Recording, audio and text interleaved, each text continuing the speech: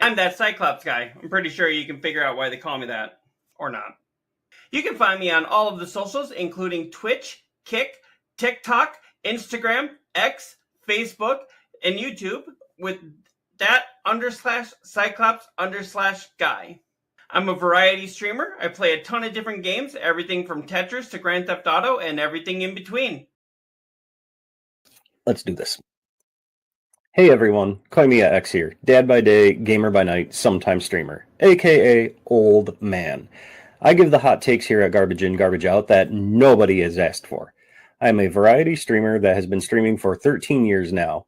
I've been on every big platform and several small ones that don't exist anymore. If you want the most recent up-to-date information about me, just follow me on Twitter at KoimiaX. I like to collect autographed Funko Pops, football jerseys, and comics. What's up, losers? Neodeath here, and welcome to my graveyard. I'm the third host of Garbage In, Garbage Out. We've been doing this for 3 months with all of us together. I've also been streaming the same amount of time. I stream on Twitch and then repost daily on YouTube, so go check those out. Fun little fact about me is I also love Lego. We've been having a blast doing this, communicating with fans, and also talking about gaming and entertainment news from the week. And we would like to welcome you to Garbage In, Garbage Out.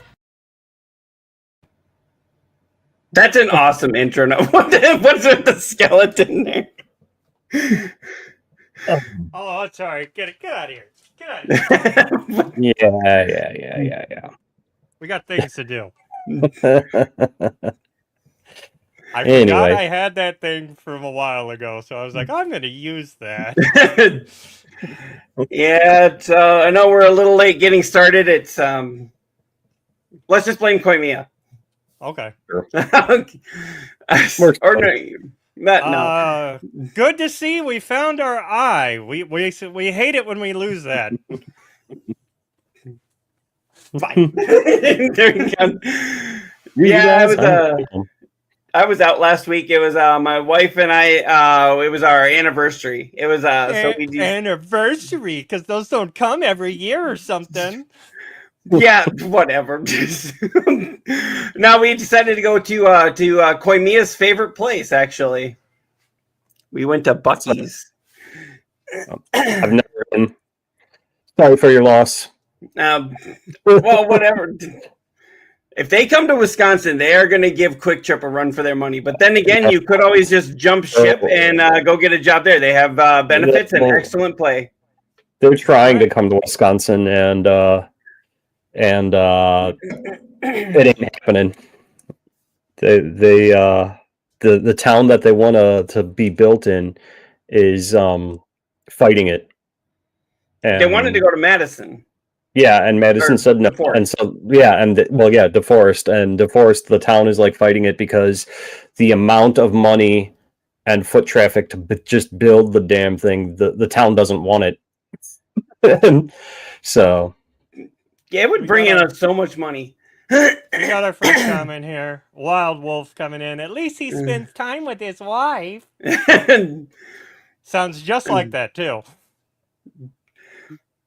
Trying to Little bring Wolf, Buc-ee's up here. 99. Yeah. Hi, guys. Just passing through before I jump on some games. What place is that trying to go up there? They're trying to bring Buc-ee's.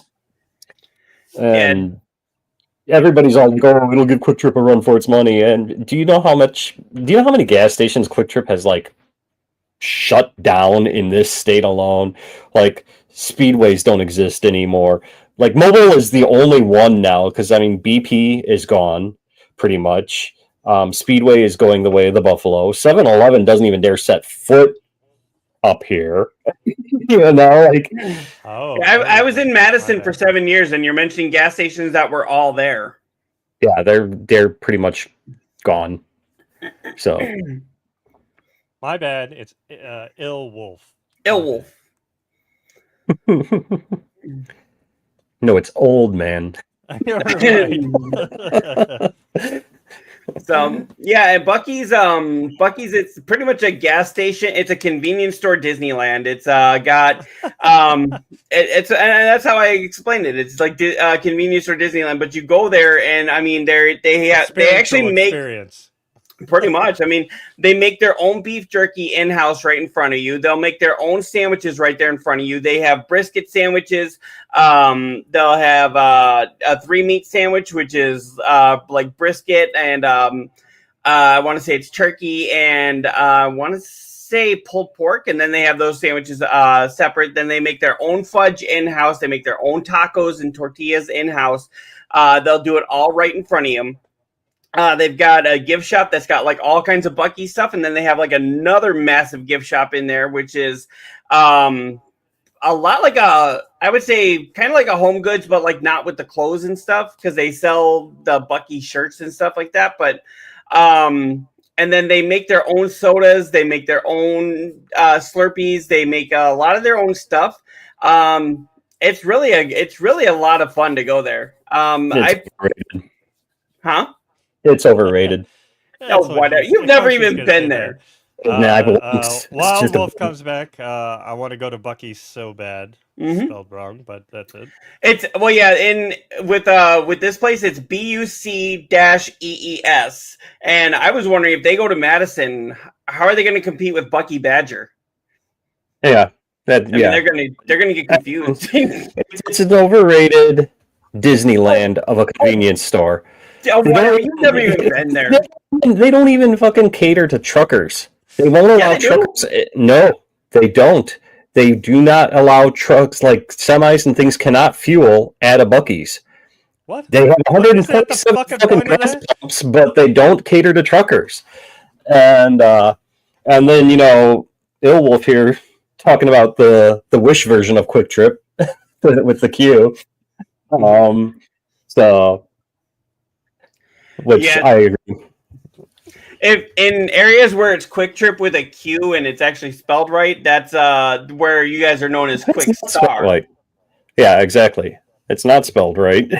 I mean, the Quick Trip with a K is not spelled right, but no. I'm saying like the ones where it is with a Q is where you guys are known as Quick Star. Well, yeah. As you know, we got a Quick Trip guy here, so he's going to fight Bucky's, even though he's never stepped foot in one. And they I think he's going to fight all of them. It's just like the argument about pizza, which is better, the Cheese Mountain or Casey's Pizza. And Casey's Pizza is shit. I don't know why everybody's always like, oh, their pizza is the best. It's just like, it's not the best, but I would say out of gas station food, it's up there. But I actually like your guys' pizza better than Casey's, though. The Cheese Mountain brand? Yeah. The ones they make in La Crosse. So. But they actually have another pizza. It's called, Christ, what is it called now? Pothole Pizza. Mm-hmm. And that one's kind of like the official sponsor. I mean, everything is the official sponsor of the Green Bay Packers up here, but Pothole Pizza is what they actually serve at Lambeau Stadium, and those pizzas are actually really damn good. So, yeah, when I worked at Road Ranger, they had pretty good pizza there. By the slice, they didn't sell it whole pizza like you guys do. Mm-hmm. We do both the slices and the whole pizzas. You guys have those really good. What are those Bosco sticks? They have the cheese in them. Yep. Yeah, my wife is absolutely obsessed with those. But yeah, there's a lot of good stuff at Quick Trip. There's a lot of good stuff at Bucky's. Yeah. Doubt. Yeah, I knew I spelled it wrong. And then Illwolf is stupid ads, cut you guys off 1 and 4. Oh my god, guess that's my cue. You know how you stop that? You subscribe. I was giving Luther a hard time about that last night because I was watching him, and in like an hour span, I had 4 ad breaks.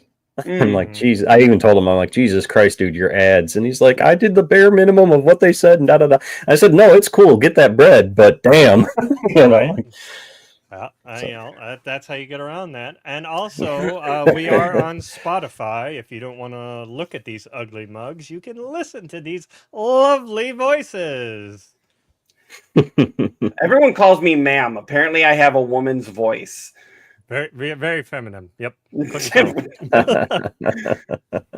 I mean, I have a job working in a call center, and everyone's like, "Hello, ma'am," and I'm like, "No, you're the only ma'am on the phone," and it's like a dude with a deep voice. Like, well, I'm not a ma'am. I was like, well, then I guess neither one of us maybe are. they expect it to be a man. That's what I'm thinking because the kind of job I have, I mean, you get either a dude with a super deep voice, somebody you can't understand, or a woman. Hey, Or a woman. He's already broken. What's going on? What do you mean he's broken? Oh. The skeleton is dead. Mm-hmm. You Yes, broke he the is. skeleton. You killed the skeleton. What'd you do to him? Mhm. You did it. But yeah, it's been. How was your week? Hi, Wild Wolf. Mine's been okay. It's been really, really hectic. Like I said, I've been putting a lot of things together for the show. We've got a guest coming on in a couple of weeks, a doctor who's going to be talking about the psychology of using video games and games like Dungeons and Dragons to help heal trauma. And then, of course, you know, with it being such a scorching hot time, I don't know what it is by you guys. I know you guys are much further north. But yeah, it's been a scorcher here, so we've been just really trying to not go outside, but eventually having to go outside sometimes. I mean, the Right. last Yeah, couple days it's have been really definitely been hot, but Mm-hmm. I mean, right now it's 82. Feels like It's been in 80. the 90s and fucking humid as fuck. Yeah. That's how it's been the last couple days. It's finally cooled down. We've had some great storms roll through, but Yeah, Like- by where we're at, it's finally in the 80s, and they're saying that the humidity is going to cut down, but we could get some strong storms later tonight. And then they're saying, I guess it's supposed to be cooler the beginning of next week, but then I don't know if it's going to go back up. So, and who knows? I mean, at this point, the weather forecast could be wrong when you're going 7 days out. But yeah, we're supposed to possibly get some storms tonight as well too, but I'm hoping not because I have a new game I want to stream. So, That's right. You don't turn on your computer during a storm, right? I don't turn on any of my systems. I mean, I'll turn on my TV, but that's about it. yeah, I way back in the. I mean, granted, now everything is in power strips and things like that. You know, surge Right. protectors, but I still don't want to risk it because back in the day, I've lost like 2 or 3 computers because I was gaming while storming, and Wow. it would fry my motherboard. I've never had the problem. My So- surge protectors have always protected. Well, this is back in surge protectors. Who needs that? You know, Right. So, You but now, learned like- your lesson, oh hopefully. God, I mean, it took me 2 or 3 computers to learn that lesson. Yes, I did learn my lesson. do you guys ever However watch? you have to learn it. Do you guys ever watch the streamer Imp Black Belt? No. So he was a guest on the show when we were garbage in, garbage out. Or I'm sorry, garbage in, garbage out. When we were goes We are nowhere, that does right now. when we were go no dono, goes nowhere, does nothing. And he actually showed us a clip. Apparently, he was playing with his Nintendo. I want to say it was the Nintendo GameCube, and he said it was storming outside, and the lightning strike hit like really close to his home, and apparently he got zapped through his controller. Oh, I believe it. And believe it. and even though he doesn't have a camera on there, you could hear it. He was sitting there and you could hear the boom outside, and it was like boom, and he's like ah! Like that, and he actually threw the controller. And I was surprised that the connection stayed for so long. It was actually on there, and then suddenly it cut. And he said that when he tried to turn the system back on, his computer worked just fine. Even his GameCube worked just fine, but the controller was fried. And then he actually had a mark on his hand because he just happened to be touching that little screw part on the controller. wow. Looker popping in says 1 bar internet checking out the podcast. It's like 64-bit graphics on my Yay, ATM. those are the best graphics. So right now you're hearing us go, and then we're going, and then But on the storm thing, I have a buddy that I used to work with who would, whenever it would storm, he would never take a shower. I'm like, the fuck? He's like, yeah, the lightning, if it strikes, it could get me. I'm like, when It's the true. fuck does this happen? So I was actually just telling my wife about that because I was going to get ready for work one night, and I'm like, hopefully it's not storming so I can take a shower. And she's like, what the hell are you talking about? And I'm like, you're not Right? supposed to shower when you take, when it's storming. She's like, I've never heard that. And I'm like, my mom used to tell me that back in the day. Like, I'm for the longest time, like, oh, she's just, scaring me or using it as a myth or blah, blah, blah, blah. If you Google that, it tells you, like, not to shower while it's storming. Okay, I always give him shit. Like when it starts storming, I'll message him. I'm gonna go get in the shower. It's like it's supposedly the lightning strike can travel through the water pipes and come up through your shower head and zap you. Mhm. What are the fucking chances of that? But that also on that note, there was somebody that got struck with lightning here last week. I think in Florida. It was their fucking honeymoon, got struck by lightning while on the beach, and died. Like, Yep. what the fuck? Like, I think- the chances of all that, and then you get married, you're like, yeah! Ugh. What god did you piss off? What did you do wrong in a past life What that you the deserve? fuck did you do? Who was the bride that got hit? What was that? Was it the groom or the bride that got hit? I think it was the groom. I Yeah. hope she has a pre. Right. Or like he had insurance or something. I think the bride got hit too because she was standing next to him, but he was the one that took the direct hit, and she got hurt, if I remember right, but she survived. Yeah, I read that story. I was like, no fucking way is that. Yeah, Oh so, my yeah. god, the luck on that one. The shower during a storms thing. I've heard the same thing growing up, and so your friend ain't wrong. No, he is, because I still give him shit. I still go take a shower during the fucking storm. I don't give a fuck. If that's the fucking chance that I'm gonna die in the shower with lightning, then I'm gonna get a nice little article like the other guy did, right? I mean, it's better than slipping on soap and breaking your neck or something, I guess. But they also Right. say during a lightning storm you're not supposed to stand next to your window. Like it's gonna come through the window and hit you. It can. It's again a very small chance, but like if you're standing next to your I want to window, know the percentages of these. I've never heard that one. I've heard the don't stand under a tree, but I've never heard the next to a window. So when we were just talking about gas stations, so there was a day a storm had just rolled through. It was like middle of the day, and the storm came through and made it look like it was night outside. And we got the phone call, and Koimia, I know that you can attest to this. You don't know when the gas prices are going to go up or down. You just get a phone call and you're told to put them up or down, right? It comes through as a computer alert, but yeah. Yeah. So okay, well back when I was there. It's like we don't even adjust it. We just get the alert saying, "Hey, prices are now this." Okay. Okay. So if you don't have one of those electronic ones that you can just adjust it inside, you have to go outside and take this metal rod and move it and stuff like that. That's the old days. Yeah. So this was back in like 2011, and I worked at Road Ranger, and so this storm had just come in, made basically day turn into night. We could hear the rumbles of thunder, and it was starting to rain. It hadn't started pouring, but it was starting to rain. We get the phone call, and they're like, "Hey, gas prices are $2.65, whatever it was." And my boss walks up to me, and he's like, "Adam, you're going to have to change the gas prices." I stopped working with the customer. I looked at him, and I was like, "So, okay, so." There's lightning outside. You get a phone call for this, and you want me to go outside and stick a giant metal rod in the air? And the customers all around me busted out laughing. And I was like, it's been a while since grade school, but I'm pretty sure we were taught that's a bad thing to do. And he started laughing. He's like, you don't do it now. Wait until the storm is done. And I was like, storms can hit you up to 30 miles away. You can get electrocuted. And he's like, yeah, and that's why we're going to wait. But you still are going to have to go change it. And I'm like, God dang it. At our store, it's like, if there's even thunder, we tell the people, who are about to go outside and change the trash bags. We're like, nope, hold off. Just wait. If the can is overflowing by the end of the night, who cares? You're safe, so. Looker came back and said, "I can't tell if you're trolling me or I'm lagging at the moment when you were Yes. stuttering." The answer Both is of those. yes. Yes. It was And then probably he a little said, bit of both. He called it a Pikachu bath. Mhm. Have you Pikachu! seen that meme? Have you seen that Pikachu! meme? What? It's What?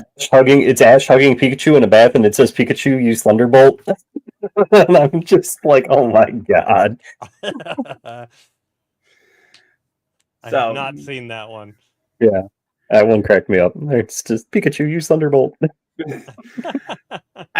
there was a video that went viral online. It's two guys in the grocery store. They look like they're about ready to start fighting, like literally, like about ready to throw fists. And all of a sudden, you hear him yell like, "Pikachu, I choose you!" And like some guy comes into the frame and starts going like this. I've seen that. Yeah, I was like, you know what? That they were probably bored, which is most likely how those kind of videos start. They were most likely bored, and at least they gave that town something fun to. I mean, because you see, like people have huge smiles on their faces. They're walking out. Even the cashiers are just sitting there, like, "What the hell just happened?" But that was awesome. Yeah. Right. I wish something like that would happen around here. Of course, around here, if something like that were to start happening, somebody would probably pull a gun. Right. Yeah. So Yeah, that's true. all right, yeah. And, oh, I see. Looker said something here. Yeah. Yep, I've heard that one too. So You can measure the distance of lightning and thunder by counting the seconds from when you hear it, 1 second per kilometer. Mm-hmm. Okay. Yeah, you go. If you go like 1, 2, 3. Okay, it's 3 miles away. It's. Yep. But yeah, if that's actually true, or if that's just like another one of those urban legends. I've heard that. I mean, I've heard it. I'm sure everybody's heard it, but we don't know if it's actually like that's something MythBusters needs to fucking come back and do, or they already did it, one or the other. Yeah, it's just like when they say that you need to drink 8 glasses of water a day. It's like that's actually a myth. You just drink when you're thirsty, and actually water toxicity has increased since people started thinking that.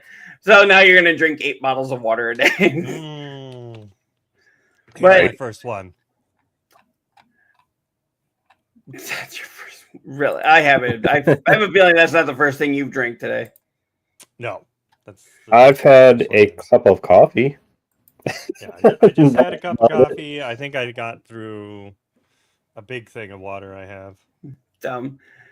But yeah, we got to start the show off on some sad notes here. Seems like we always have to start them on sad notes here. I know Neodeath, you brought this one to our attention. Richard Rick Hurst from the Dukes of Hazzard has died at the age of 79. Got a lot of celebrities dying recently. Yeah. Huh? See again? Yeah. Dukes of Hazzard, and he's also the son or the dad of Ryan, which I did not know. I did not make that connection until someone said it in once he passed. Someone put it in the chat. I was like, oh shit. Mm-hmm. Yeah, he was Deputy Hogg. Wasn't that Burt Reynolds' character in the movie? Didn't he play the deputy? Or he was the main guy, the main villain. I think the deputy was kind of like a little side character. Yeah. I never was a Dukes of Hazzard fan, so Why does that not fucking track? You seem like the one that'd be the biggest Dukes of Hazzard fan, honestly. Whatever. I mean, Dukes of Hazzard was fun as a kid. No, I could never get into it. Even as a kid, like I would go to my great aunt's house, and she would turn on, TV Land or whatever, and I could never get into Dukes of Hazzards. I was more of an Andy Griffith guy, to be honest with you. That was another good one. I got into that one. Never got into Barney Fife, like no. What was the other in his fucking peak? Yeah, there was 3 like during TV Land day, like back in the heyday. It was Dukes of Hazzards, Andy Griffith, and there was another one that I couldn't get into as well. I don't remember. When I first started watching a lot of shows like that, it was like Mork and Mindy was my favorite. I like Mork and Mindy. Yep, that was a great one. I'll admit, I don't think I've ever watched Mork and Mindy. It was never No? like one of those ones that like got reran when Mhm. I was watching. So that one, I don't think I ever saw. See, I was surprised to find out that Mork and Mindy was actually a spin-off of Happy Days. Because it's like, how does Yeah. a show about an alien coming to Earth be a Happy spin-off of Days, a that's 1950s? But if it's one episode in there. Yeah, it's a one little I couldn't episode get where into. he showed up. Happy Days was kind of like a hit or miss. Like if I felt like it, okay, I'd watch it. If not, then go to the next channel. I also think that a lot of it was like what my parents would watch. right. Mhm. I mean, you know, like my dad and mom both loved Andy Griffith.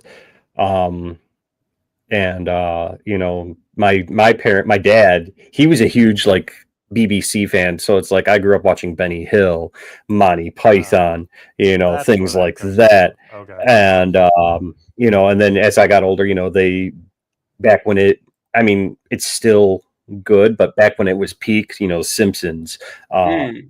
Married with Children, you know, those were the things I grew up on. So, But yeah, those are the ones we all grew up with. I grew up because I didn't really have like a father. My parents divorced when I was really young, so I didn't have a father in the home. And then I was always watching Nick at Night when my mom was out there watching like things that you know that now we think are pretty tame, but were too much for kids back then. you know what I fucking loved was Are You Afraid of the Dark?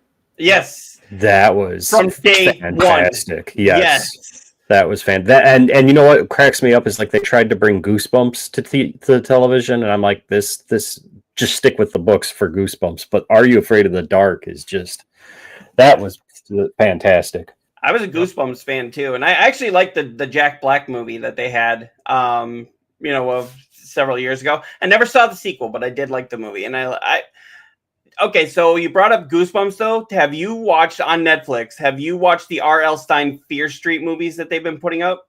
Yeah, No, I but watched on Netflix. I watched the first three. I haven't seen the latest one. Yeah, Those so are book series too, though. yeah, I'm pretty sure those were books. Yeah, because Goosebumps was more aimed at younger kids, and Right. Fear Street was more like young adult. Yeah. No, I have not seen any of those. They're actually really good. Yeah, like you know, but that's the thing though, is like, you know, you would think that they would try and tone it down because it was like, oh, these were based on young adult novels. It's like, no, they realize the people who are interested in this are the ones who grew up, who are in their 30s and 40s now. So they're like, you know what? Let's show the blood, let's show the gore, and they go straight for the R rating. That's kind of what I respect about Netflix sometimes, because they understand their audience a lot of times. I was laughing. So today I was on Disney Plus, and they have like a section that was like things that are on Hulu that you can watch through Disney Plus, even if you don't have Hulu. And I was laughing my ass off because one of the recommended things for me from Hulu was Idiocracy. I was like, Idiocracy on Disney Plus. What the hell? No. It's scary. Right. We watched, you know, movies like Idiocracy and Office Space when we were kids, going like, "Oh, this is so silly." And it's like we got older and we're like, "Oh shit, this is so accurate." I've been a firm believer that Idiocracy is going to end up just being a goddamn documentary by the time this is over, and when I'm dead, Idiocracy, like my grandkids and their kids. Idiocracy is going to be a documentary. It's not even going to be a movie. It's a documentary. Mm-hmm. Well, you know the Crocs that they use in there for the shoes? Mm-hmm. So I read a story that one of the producers saw those shoes online. I think they were like a startup at the time, and he was like, shoes with holes in them, this is never going to take anywhere. This is the stupidest thing ever, but it's going to fit this movie. It'll be a giant parody. We'll give them, you know, people will think about it, and then it'll be done by about a week. And then once they put them on, as soon as that movie showed them, that's when their popularity took off, and now there's people still wearing them. Oh yeah, like, I hate them. Oh, I've tried wearing them, and I'm like, I can't walk in these things. I think they're the ugliest thing ever. I secretly laugh at every guest that comes into my store that's wearing them, and they're honestly, in my opinion, one step. I don't even know if I want to say above or below, but people who come in or who go out in public, and if my viewers are these people, I'm sorry, but do not fucking leave the house in your slippers. It's annoying as hell. So Yep, I see people walking around in Walmart in their like bunny slippers. My job before we got sent home and started doing it as a work from home job, we had a woman that would come in all the time, and I'm not even kidding because we had no dress code. They wouldn't send you home unless you were pretty much stark naked. And we had a girl that would always come in full like Pepto-Bismol like pink jammies and bunny slippers, and her hair was all this. It's like it looks like she just rolled out of bed and came to work. Most of them probably did, yeah.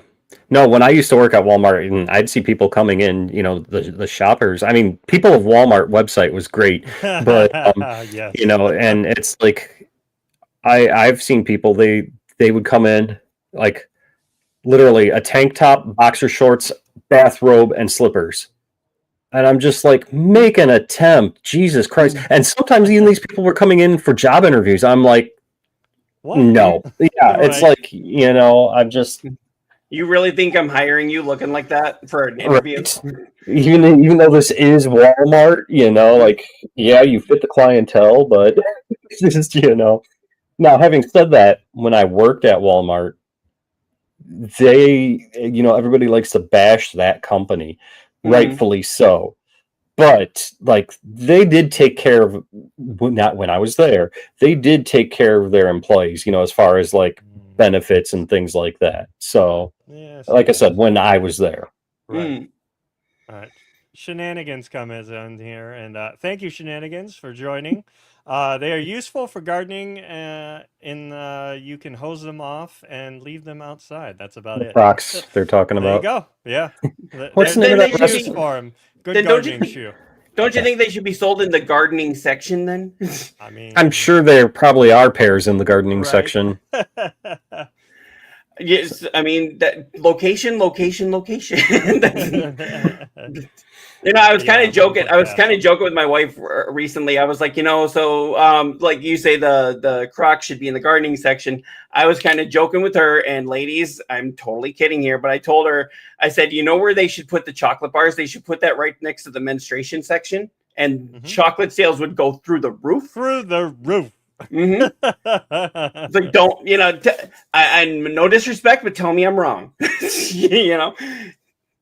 I was also like, in the video game section, they should put like, like a little freezer, a little fridge area, and sell Coke and Pepsi and, pizza rolls. And there was a store in my town that did that. Actually, they in their video game section, they had a little cooler. Now, at the time, it was a crossover promotion, but they had a little Red Bull cooler with Street Fighter characters on it, because like Street Fighter and Red Bull were doing some crossover promotion, and so they had a Red Bull cooler in the video game section, and then they had like a 6 foot, not even a 6 foot, but like a 4 foot end cap that had like little bags of chips and bottles of Mountain Dew and shit like that. And I'm like, this person gets it. Whoever sent this planogram, this person fucking gets it. When I was in Madison, we walked into a Walmart, and I'm not even kidding. I saw like a $5 pair of women's underwear, which was like 10 pairs.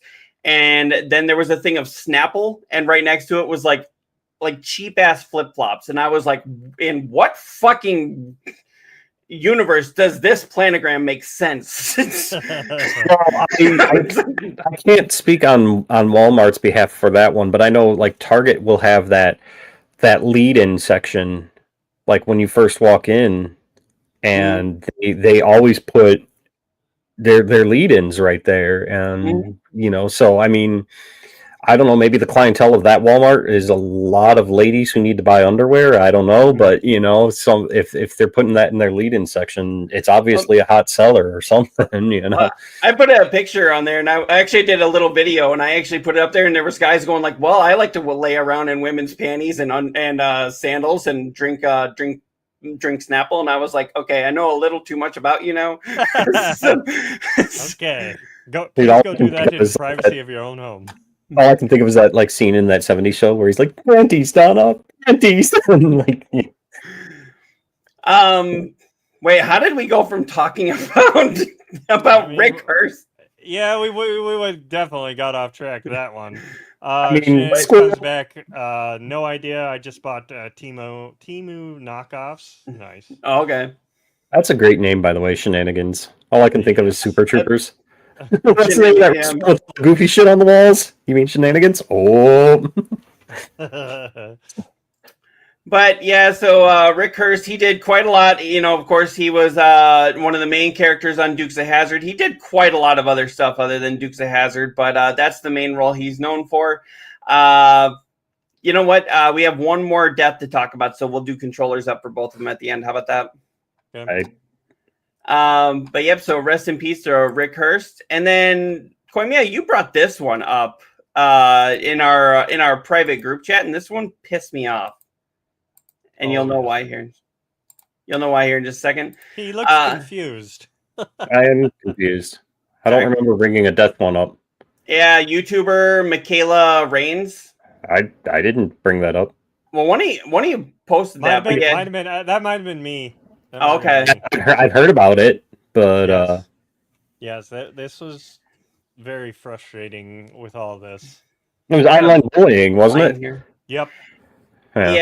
Yeah. She died by suicide. She was the founder of Save a Fox Wildlife Rescue for Animal Sanctuary. She died by suicide following negative online commentary, basically a nicer way of saying online bullying by assholes. Her husband announced she was only 29. Or Trump supporters. Yeah. But yeah, she got a lot of this, and she was the kind of person that took a lot of the like the comments to heart. You know me, I've been picked on my whole life, so I'm like, yeah, be an asshole, whatever, I don't care. But there's a lot of people. I mean, bully her about. I mean, she started this charity thing for animals. Like, I mean, who doesn't like animals? You know, like what would they bully her about? I know a lot of people were also saying like, well, you're an online, figurehead, so you should be able to take it. No, that's not how that fucking works. You don't get to just spout off whatever you want just because I'm online. Mm-hmm. Like, that's not how that works at all. No, it shouldn't be. But it says here she was the founder of Save a Fox Rescue Animal Sanctuary, died by suicide. Her husband confirmed she was 29. Ethan shared the news in an emotional post. Shared the news in an emotional video posted to the rescue's social media page, where he detailed how his wife struggled with cruelty she faced online. This time it went too far. She couldn't bear what she was feeling any longer and ended her life. Ethan, who shares a daughter, Freya, with Michaela, said through tears in a video shared to the rescue's social media platform June 23rd, and it breaks my heart that someone who is selfless and devoted her life to animals could have so much negativity pointed at her. To those that pushed her to this, Ethan, who said had attempted CPR on his wife for 15 minutes before paramedics arrives, continued, every one of you that had been responsible for making her feel this way, I wish you had to feel what she felt. I wish you had to feel what I feel. I hope he goes after him. I hope he goes after the people that fucking did the comments. Like, sues them for all their fucking worth, because that's bullshit. You don't get to get online and get in front of a computer and think, I can be an asshole. I can say whatever the fuck I want to say, and I have no consequences. My wife and I have a name for people like that. We call them CWKs, which stands for cowards with keyboards. Yeah. Keyboard warriors. Yeah, I don't get, like, what the hell could you say so bad about somebody that's helping animals? Like, what? Right. And that's just it. Do we know, like, what was said? I don't think they're gonna post the comments, but it had to be. But I'm just curious, because I'm at a loss here for what could be said about somebody who wants to, promote mental health, promote animals' safety and I don't get it. I don't get it. Yeah, and it says here she was so sensitive to everything. So she was a sensitive soul. He added, which is a double-edged sword because on one hand, it allowed her endless empathy for those in her care. Excuse me, but it also means that she took everything negative to heart. But despite ridiculous claims and rumors about her online, so people must have been saying like she was cheating, whatever, or was a bad person, whatever. Michaela kept on her mission of saving and rescuing as many animals as she could. She pushed through for years. She pushed through the pain of people trying to bring her down and the mental challenges she faced, and she still rescued hundreds of animals and changed the lives of so many. I wonder if she was also dealing with maybe actual depression, because you can be as successful in depression. Well, it said in one of the paragraphs that she also discussed her mental struggles and things like that. So I mean, she was an advocate for mental health as well as this animal sanctuary. Right. So yeah, how about guys? Just a public service announcement: don't be a fucking dick. Is it that hard? I mean, I do it all the time.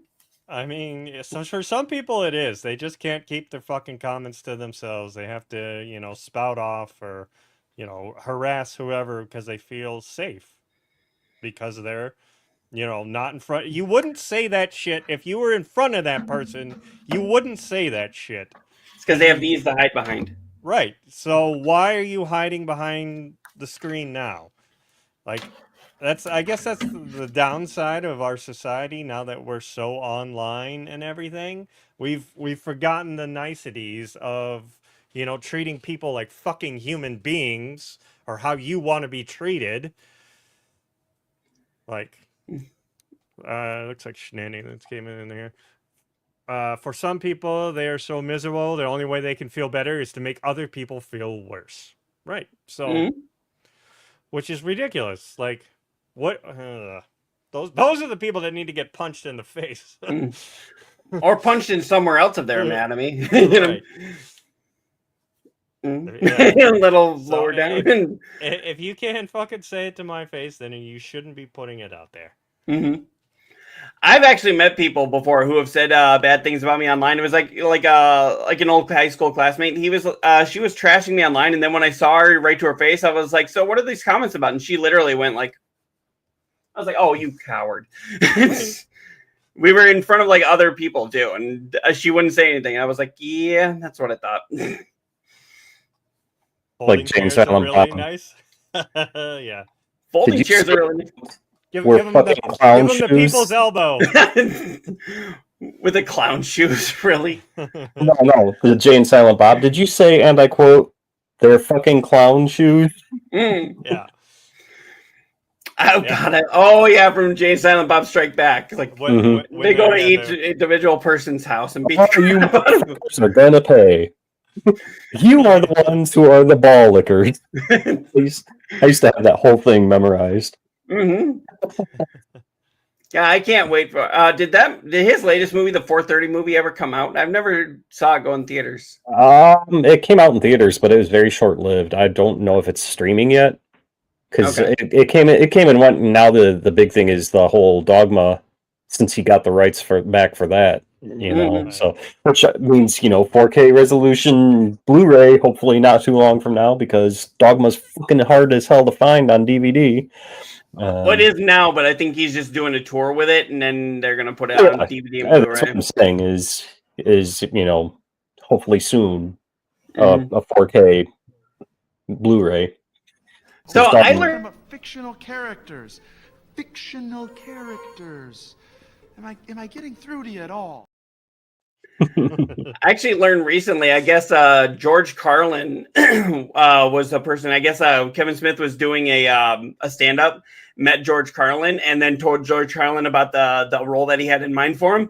And he was actually like, I'm an atheist, right? And Kevin Smith was like, yeah, that's why this is funny. And he's like, okay, I see where you're going, and signed up for it.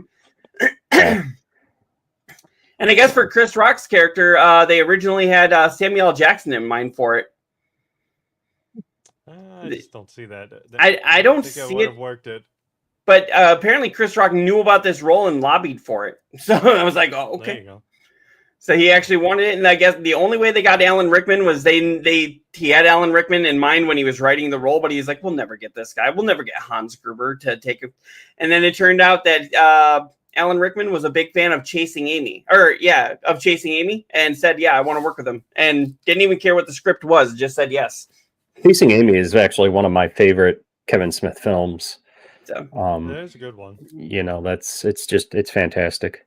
Mm. But but to sorry. I was gonna say my favorite story about Dogma is that you know, when they were bringing Rickman in, Smith had Muse so worked up that, you know, okay, Rickman's a legit actor and, you know, he's very serious and da da da da da, that Muse not only memorized his lines for the scenes with Rickman, but memorized every fucking line in the entire movie because he didn't want to, quote, piss off that Rickman dude. So, you know. And I just saw Dogma in the theater for the 25th anniversary. If I didn't know where to look, I wouldn't have caught this, but you can actually tell where Jason Mewes is having trouble because he was addicted to heroin at the time. Mm-hmm. Yeah, so where Azrael is giving his speech in the bar, if you look, they show Mewes' face, and he's sitting there, he's wide awake like this, but then when they do the wide shots, you see him hunched over like this. Yeah. And I'm like, yep, that's because he was fighting that addiction. And I'm like, so this is where they were talking about. So, but if you didn't know where to look, you wouldn't have seen it. But yeah, so for Rick Hurst and for Michaela Raines, we got to do it. Yeah, mine's disappearing. I was gonna say, how'd you get yours to do that? Yep, controllers up for you guys. Controllers or switches up for you guys. Technically, it's a controller. Good flex. This is our way of showing respect, and you know, hopefully you're in a better place now. Hopefully, yeah. Hopefully, she's in a better place. So, just to die by suicide at such a young age, that's all because of some stupid asshat can't shut the fuck up. See, and that's why a lot of times people go like, "Oh, I read every single comment," and I'm like, "I'm told to tell you I read every single comment. I don't." When we're doing the show here, yes, but I mean, I was trying to say that to the wife because she's just get into like social media and doing the TikToks and stuff, and the way I see it is, yes, if they're coming onto your things and they're commenting, that means they have to keep watching your content and they're actually helping you. But yeah, if they get to a certain point, you gotta fucking no more. Yeah. And that's what that ban button is good for. So, yeah, we had another. Well, not really a death, but it seems like you know, we're gonna have to say goodbye to a legend here. Not because he's dying, but because he's retiring after 55 years on the air. 55 years, and big part of my childhood. Part of a lot of people's childhood. Yeah. Madcap Radio, Dr. Demento. He launched the career of so many, including Weird Al. Oh yeah, and he's, you know, growing up in Illinois, Sunday nights on DEK. Mm-hmm. And you know, like middle school, I got to know him. Yeah, middle school into high school, every night, Sunday night, I would, you know, Sunday night lineup, Simpsons, Married with Children, all that, and then go to bed and lay in bed and listen to bed. Yeah, exactly. Go to bed and lay in bed and listen to Dr. Demento, and then wake up all groggy and for school in the morning and shit. But totally worth it. I'm pretty sure I don't think I've listened to a Dr. Demento show. A lot of people haven't because, I mean, he was either on late or some places he was syndicated, but some places didn't have him. I was just say I don't think in my area we had him, or if we did, it was on like a weird channel or, like you said, a weird time. Because yeah, I remember, you know, watching to like Casey Kasem during like Sundays, you know, the top 10s or whatever. Rick D's, Rick D's weekly top 40. Right, like but yeah, I don't think I ever listened to Dr. Demento. I know that's Weird Al, that's where Weird Al came from, is from, you know, getting his break there. Well, I like how they said Weird Al actually. I guess somebody sent Dr. Demento a tape of this one right here of Belvedere Cruising, and he said he got this tape and it didn't have a name on it. It had the name, but it didn't have anything else written on it. And then when he played it, it became an instant radio hit for him on his show anyway. And that's when he started interviewing and started introducing him to people around and got him his the career that he has now.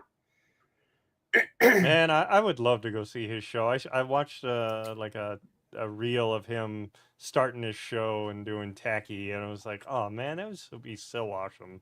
Mhm. That's see him live. when he pies puddles. Yes. Yes. Yeah. So- Yeah, and we'll probably talk about this again because he's just announced his retirement. He hasn't set a date for it.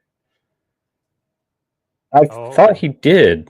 Towards I the could've sworn- bottom of the article, let's see, where was it? The final Dr. Demento broadcast will consist of archival material from the course of his long career. I didn't think he said an actual day. He does it on the internet now. I only know this because I'm part of a Dr. Demento group on Facebook, and but I thought I could have sworn he did announce what his last day was. But as far as a Weird Al show, I've seen him in concert 4 times, 5 times. He puts on a really good show. I actually met Weird Al when I was 16, on my 16th birthday. I actually, I mean, I'm sure this isn't really what happened, but I like to say that I brought Weird Al to Rockford because Bad Hair Day had just come out, and he was in Chicago doing a radio show on WGN and like an interview. And I called in. I was actually the last caller. I managed to get in, and I said, "Hey, on your tour, are you going to be coming to Rockford?" And he said, I think the closest places we're going to be is Dixon. And he said something else, but I couldn't remember. And he's like, he's like, I think that's it. I was like, oh, okay. So then like flash forward a month or two. And back in the day, there was this fantastic store in Rockford called Media Play. Mm-hmm. And I was going into Media Play one day and they were like, hey, the big signs right on the door as you fucking walked in. They're like, come here on this date, meet Weird Al, and try to win tickets for his show that night at the Rockford Metro Center. And I'm like, motherfucker, it's like, and so that date actually happened to be my 16th birthday. So I went to Media Play, stood in line. I have his Bad Hair Day CD signed by him. It says "Happy Birthday, Weird Al Yankovic," nice. And then my parents had gotten me tickets for the show that night. So that was the first time I saw him live. Very nice. But nice. And my dad was saying it was very surreal because he's standing off to the side, waiting for me in line and all that, and all of a sudden, Rick Nielsen from Cheap Trick, because Cheap Trick's from Rockford, he just goes walking by and he's like, "Hey, Al," and I was like, "Rick," and they get up and hug him. My dad's just like, in what fucking world am I in where I'm just standing here? Rick Nielsen goes walking by and hugs Weird Al. So. Didn't you say, I thought you said this before, like the 2 guys from the Insane Clown Posse were like in their wrestler uniforms? In theory, I think it was them, because this was back when they were trying to keep their aura about them like a mystery. And they've said in interviews where when they would go out shopping and stuff, they would wear like the Lucha Libre masks. And there were 2 guys walking around the store, like shopping CDs, wearing Lucha Libre masks. And at first, everybody's like, because Al kind of was like behind schedule. So a lot of people were like, oh, it's probably just, Media Play stirring up some shit just to keep the crowd, focused or not getting pissed off that Al is late. Right. But like the more I look into it, ICP was doing because this was before they were, big. They were doing like the Midwest tours. And, since they were from Detroit, Michigan's not that far from fucking Illinois. And so I'm thinking it was them. It's about 6 hours. So maybe a little bit more from Michigan. And that's not much. Yeah. I mean, I did New Jersey to Illinois in 18 hours. Jeez. So it's possible. It's just you're tired afterwards. Yeah. Yeah. But yeah, you were right, Koimiya. So yeah, Dr. Demento retired from his radio show. Apparently, the show on the 20th of June was his last show. Okay. After 55 years. So it sounds like maybe he didn't announce that he was going to retire until time to hang up the hat. Just done. He's like, guess what, guys? I'm just done. Right. Yeah. But I mean, the dude is in his 80s. He's definitely had a fantastic. You know, I just realized how often I say that fucking word when watching or when doing the fantastic. Everything is fantastic. You know. So fantastic. This is shit for you. There is no in between. Yes. So, is your favorite movie The Fantastic Four? Fuck off. I'm actually looking forward to the new one. I am too. So I can't wait for that, and actually the new Superman. I'm actually pretty hyped for those two, and also the new Jurassic Park. I like James Gunn as a director. And so I'll see the new Superman. Fantastic Four, I'm still on the fence about. Really? So even with that cast? Yeah. Well, cast doesn't really hold it. It's you got to have. I think Marvel relies way too much on CGI.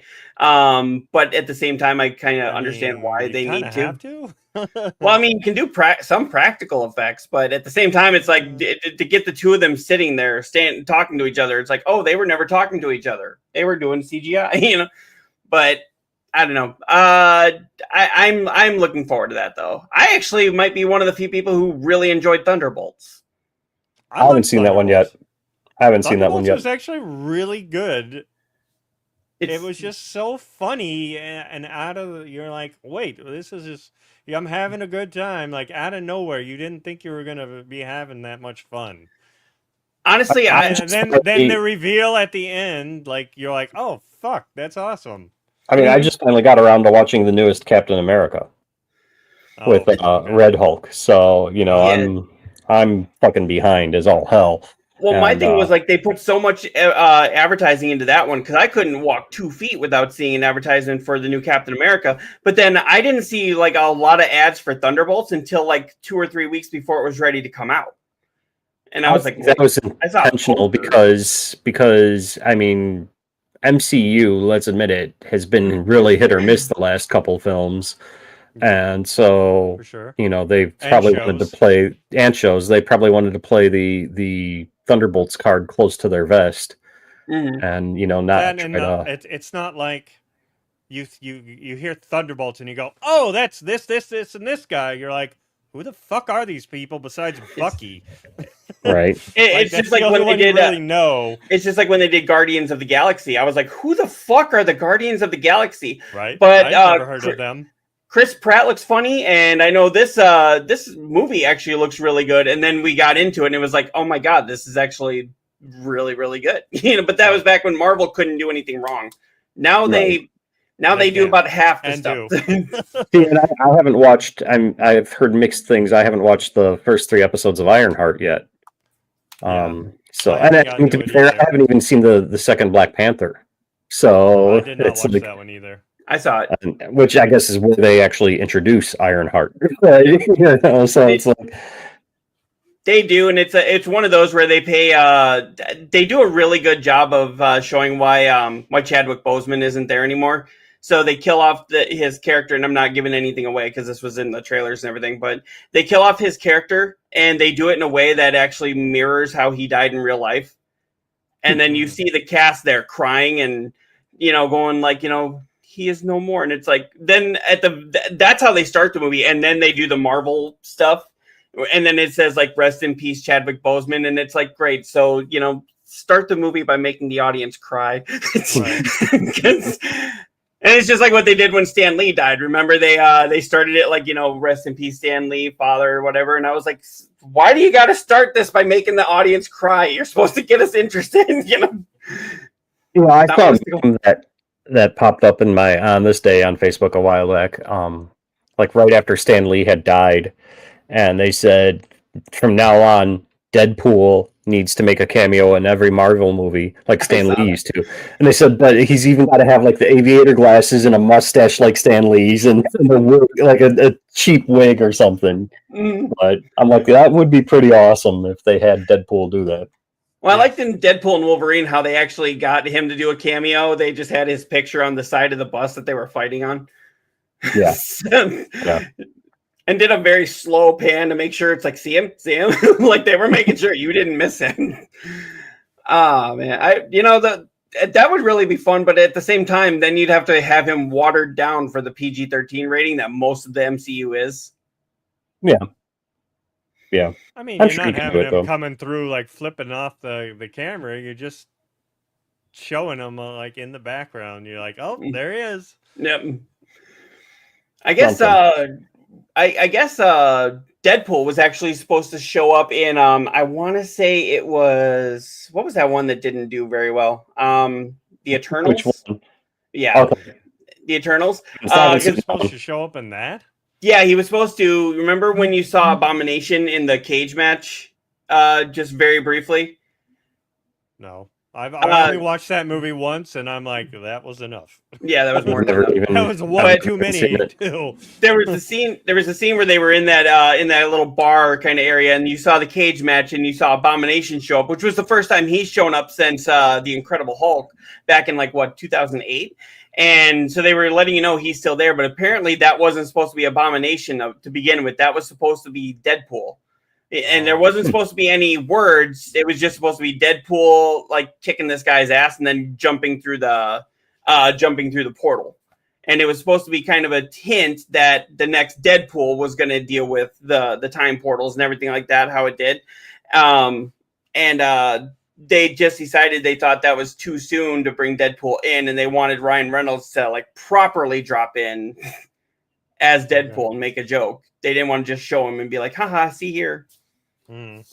Yeah, I haven't seen Eternals. You're not missing much. There- I mean, Actually, the you know- Eternals kind of leads into the one you watched, the Captain America. that hand makes more sense being there. Right. So that I mean, I one. knew that was from the Eternals, but I didn't. Like I said, I haven't seen that movie. I actually did enjoy. What was it, Legend of the Ten Rings or whatever? I thought that one was pretty good. Yeah. I keep hearing rumors that they're going to be making another one of those, which I hope they do, because I feel that one didn't seem to get enough of a chance. Mhm. It kind of came out and then disappeared.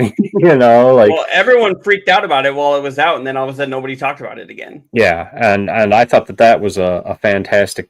There we go again, fantastic. Movie. So Should we put a counter somewhere on here? And every time he says fantastic, we just up it up one. So when we talk about the Fantastic Four, I want to see how many times he says fantastic and doesn't mean it. I'm really, again, though, I'm looking forward to that one. I hope that they. I'm looking forward to it. And you got what's your name from Ozarks being the Silver Surfer, which actually did happen in the comics. If you read the comics, so yeah. I'm looking forward to it, and the fact that it's not going to be like a rehash of the origin story. Yes, we're already going to go into it. Good, because we don't need another fucking origin story on that. We don't need to see Krypton explode anymore. We don't need to see Batman's parents get killed. We don't need to see Uncle Ben get killed, and we don't need the origin story of the Fantastic Four anymore. We've done those to death. Right. Literally. And that's Uncle why. Ben dies? Huh? What? I said, wait, Uncle Ben dies? Well, I mean, unless you're talking about the new Spider-Man, then it's Aunt May. Right. Yeah, he was already dead. Yeah. Spoilers, sorry. Yeah. Spoilers. Titanic sinks. What? What? No way. By the way, spoiler alert, did you know Darth Vader turns out to be Luke's dad? No fucking way. I mean, the newer kids, they might not know that. What? We need to get a picture or a video of Stan from American Dad doing that. Say what? Or Chris from Family Guy. What? Dude, my favorite lines ever was in American Dad, and Klaus and Steve or Roger and Steve, but one of them said, I think it's Roger, and Roger was upset about something, and Steve says something to console him, and Roger's like, "Do you really mean it?" And Steve's like, "Bitch, what'd I just say?" Yeah, I remember. The way he says it, I'm just like, I just learned that the guy that does the voice of Steve is actually the guy that played Archie in ER. The redheaded dude, the doctor that was like, not professional at all. Never got into ER. I was a Chicago Hope guy. So well, we can't all be winners. I mean, you still work at Quick. Because one of my favorite actors ever is in Chicago Hope. So, and that's Mandy Patinkin. So, you said Chicago Hope. For some reason, I was thinking Nolan North, but no, that was General Hospital. He was in. Yeah, I never watched that.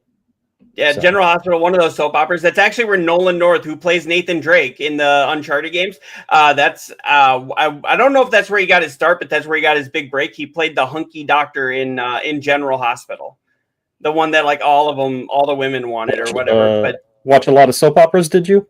Apparently, I didn't watch them purposely, but like when my grandparents were babysitting. He didn't watch them. They watched. He didn't watch them. They watched him. Mm-hmm. That's how that works. Right. Yes. But he could just spit off the whole fucking storyline. I can't tell you anything about storylines, and I only know on for what fucking 20 years or whatever the fuck. I couldn't say. I just know that he did this, and that's because Nolan North did an interview on it. Mm-hmm. Sure. Wink. I can't wink. Or do I always wink? I'm not sure. How does this work? Am I blinking or winking? Yes. That's the quick answer. Fantastic. So, anyway, because there's no way of going into this. Oh, wait. Yes, there is. If I can do it.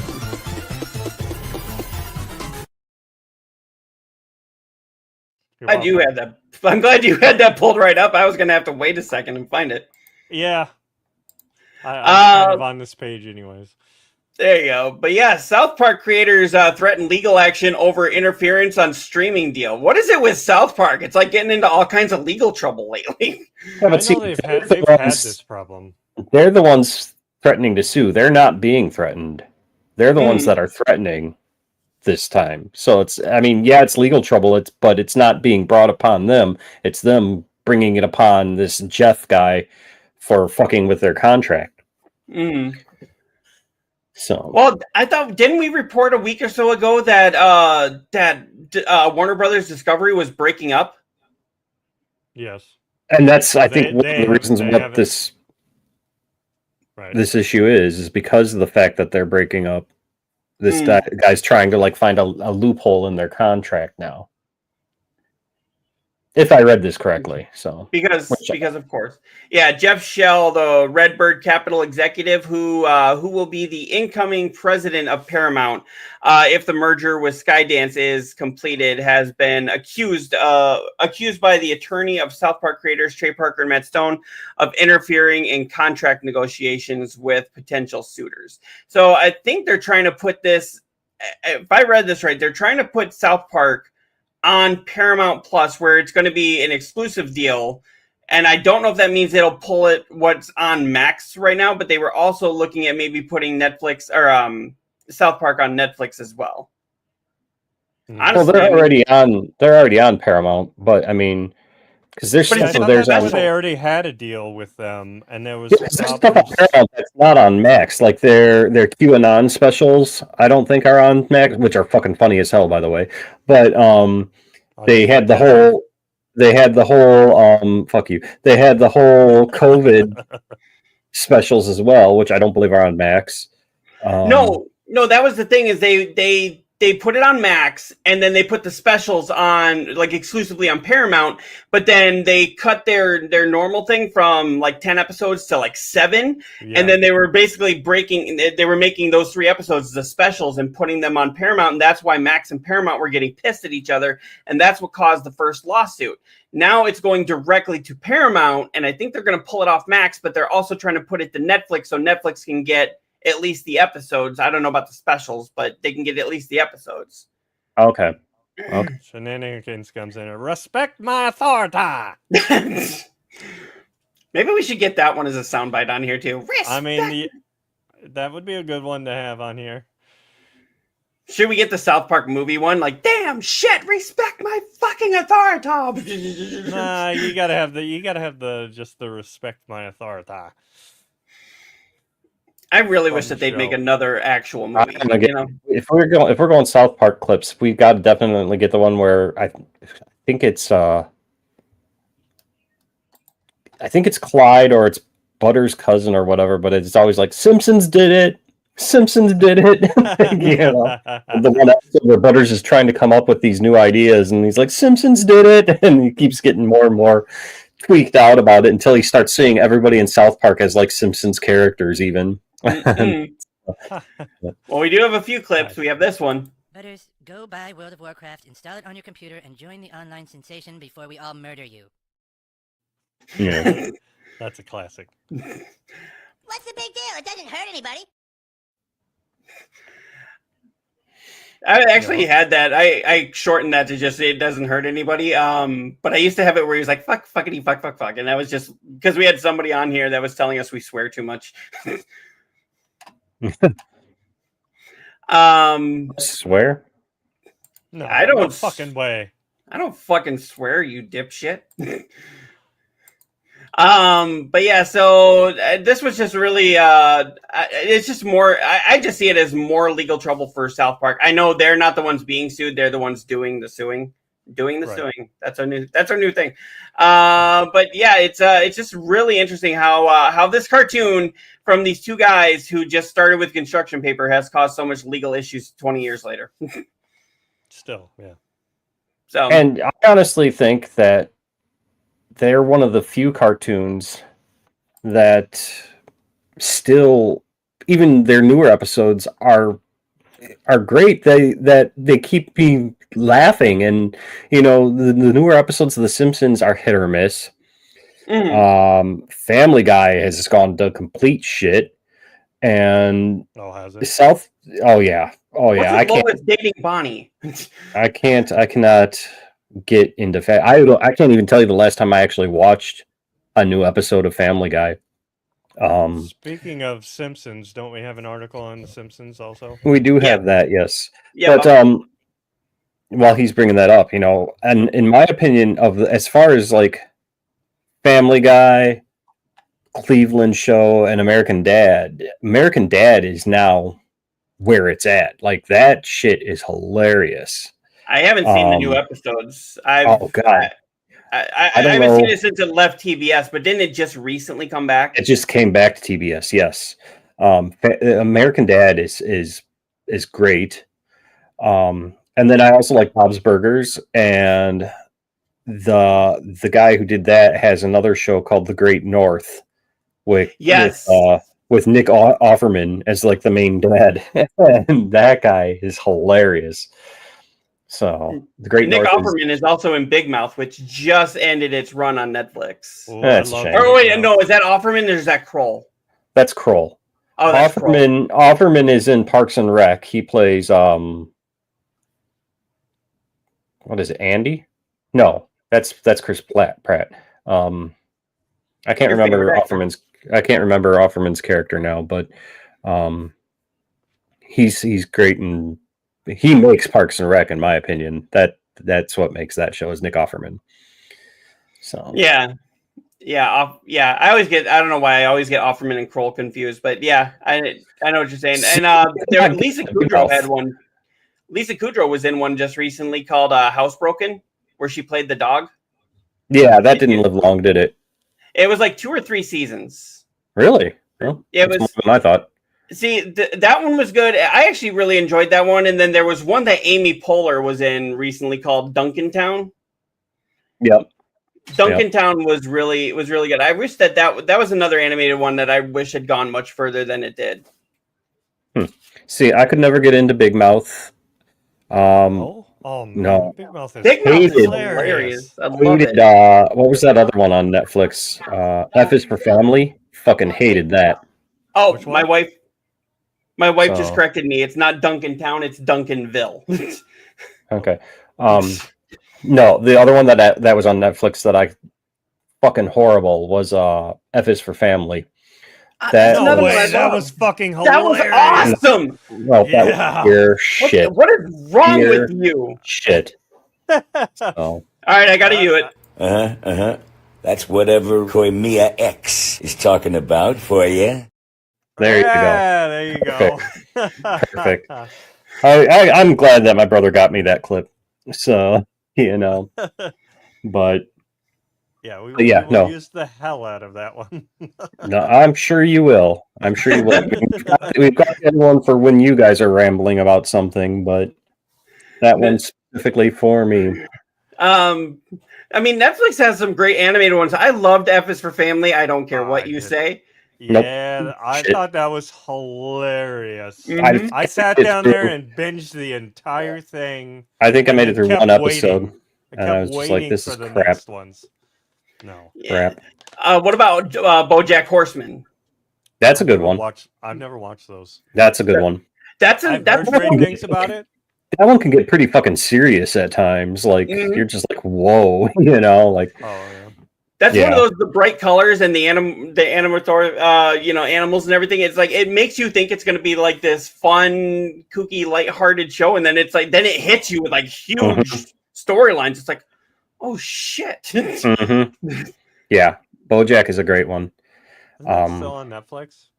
I believe so. Yeah. Yeah. Well, yeah. The older episodes are right.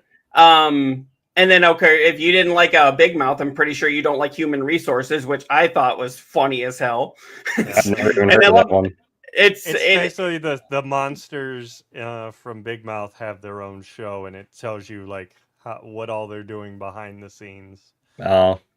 And then it's funny because then they came in with like the next season of Big Mouth, and if you hadn't watched Human Resources, you had no idea what was happening because it was like all explained. Yeah, it all went together. It was really good. I liked it. Okay. Do you have that article on The Simpsons? Yep, I've got it pulled up here. So this kind of stopped the entire internet for some reason this week. I mean, this is all I've seen. Like, they've just been going on and on about this. Oh, whoa, stop. I don't know why that... right here, the Simpsons season finale shocks fans with an unprecedented story featuring the death of a core family member. It's not canon. Right. I don't know why everyone's flash forward and Yeah. I mean, it's not like the first time they've killed off other characters in the future. Right. Like, I don't know why people all of a sudden thought, "Oh, this is going forward. She's not going to be on there anymore." Like, what? They clearly state this is like 35 years in the future. So the storyline was that Marge is worried that Bart and Lisa never talk to each other. She thinks the family is drifting apart. And spoiler alert, because it's been all over the frickin' internet. So I'll give you a chance to click off if you don't want it spoiled for you. But they flash forward 35 years, and you see Bart, Lisa, and Homer all standing over and Maggie all standing over a grave, crying, and then they're kind of coming together, and then it goes up to see Marge sitting on a cloud, looking down, smiling, and happy that her family is coming back together, and it indicates that Marge is the one who died. And it actually says on the tombstone, Marge Simpson, rest in peace. And, but it's 35 years in the future. And the producers have said that was a flash forward. The rest of the show doesn't take place flash forward. And they'll probably never kill a character like that again because they don't know what the stories are going to be later. What's that one episode where it's like Homer dies and is in heaven and he asks God the meaning of life and God's like, you can't wait 6 weeks to find out. And it's like, whatever, fictional character, it's like, Jesus Christ. But yeah, so I mean, this seems to be like the only thing anybody wants to talk about on the internet right now. Like every fucking thing was talking about this. Like when I see this, you know what I think of? Brian from Family Guy. Remember when they killed off Brian? Oh, he's not coming back. Oh, Brian is dead. Brian is dead. What did it last? Like 4 fucking episodes? Not even. It was like the next episode was with Vinny, and then the next week was like a bye week or whatever because I think it was Thanksgiving, and then And then the week after that was their Christmas episode where they brought Brian back. Yeah. Which is why I love how Seth MacFarlane or the Family Guy crew, they actually made fun of that because they did an episode the next season that didn't have Brian in it. And they actually make a flash forward on there where they're like, Family Guy fans freaked out when Brian died, but you haven't even noticed that he hasn't been in this episode. Yeah, I get it. The cartoons, especially ones that have been on so long, just any show will need to shake things up a little bit. But dial it back, people. This character's coming back. Right. Unless you don't, which in that case, that's your fault for being naive. I remember, the season finale one where, Mr. Burns got shot, and it was like a complete fucking mystery on who actually killed him. Mm-hmm. And it could have gone, they had it like 5 or 6 different ways they were going to do it, and they hadn't decided on which one, if I remember right, until the episode actually aired. Because I think the cast members were even saying, I think the cast members were even saying that they didn't even know which one was, like, they recorded 7 different endings, right, and they didn't know which one was going to be the true one until it actually aired that night. So, like, even they found out when the rest of the world did, Right. Yeah, I don't know why this kind of reminds me of. Remember when Henry Blake died in MASH? Mm-hmm. It was like nobody knew that was going to be the thing until they put the scene together to film it. Yeah, and that's actually why Gary Berghoff is actually so devastated in that scene. It's they had literally just told him go in there and read these lines, and he was like, "Wait, what? what?" Yeah. So well, it's also like I on How I Met Your Mother, when Jason Segel's father's character dies in the episode. He didn't know. They kept that a complete secret from him the entire episode. So his reaction when Lily tells Marshall that his father is dead, that's Segel's legit reaction. Like, he did not know. Mm-hmm. Sometimes keeping the actor in the dark is a good thing. Other times, not so much.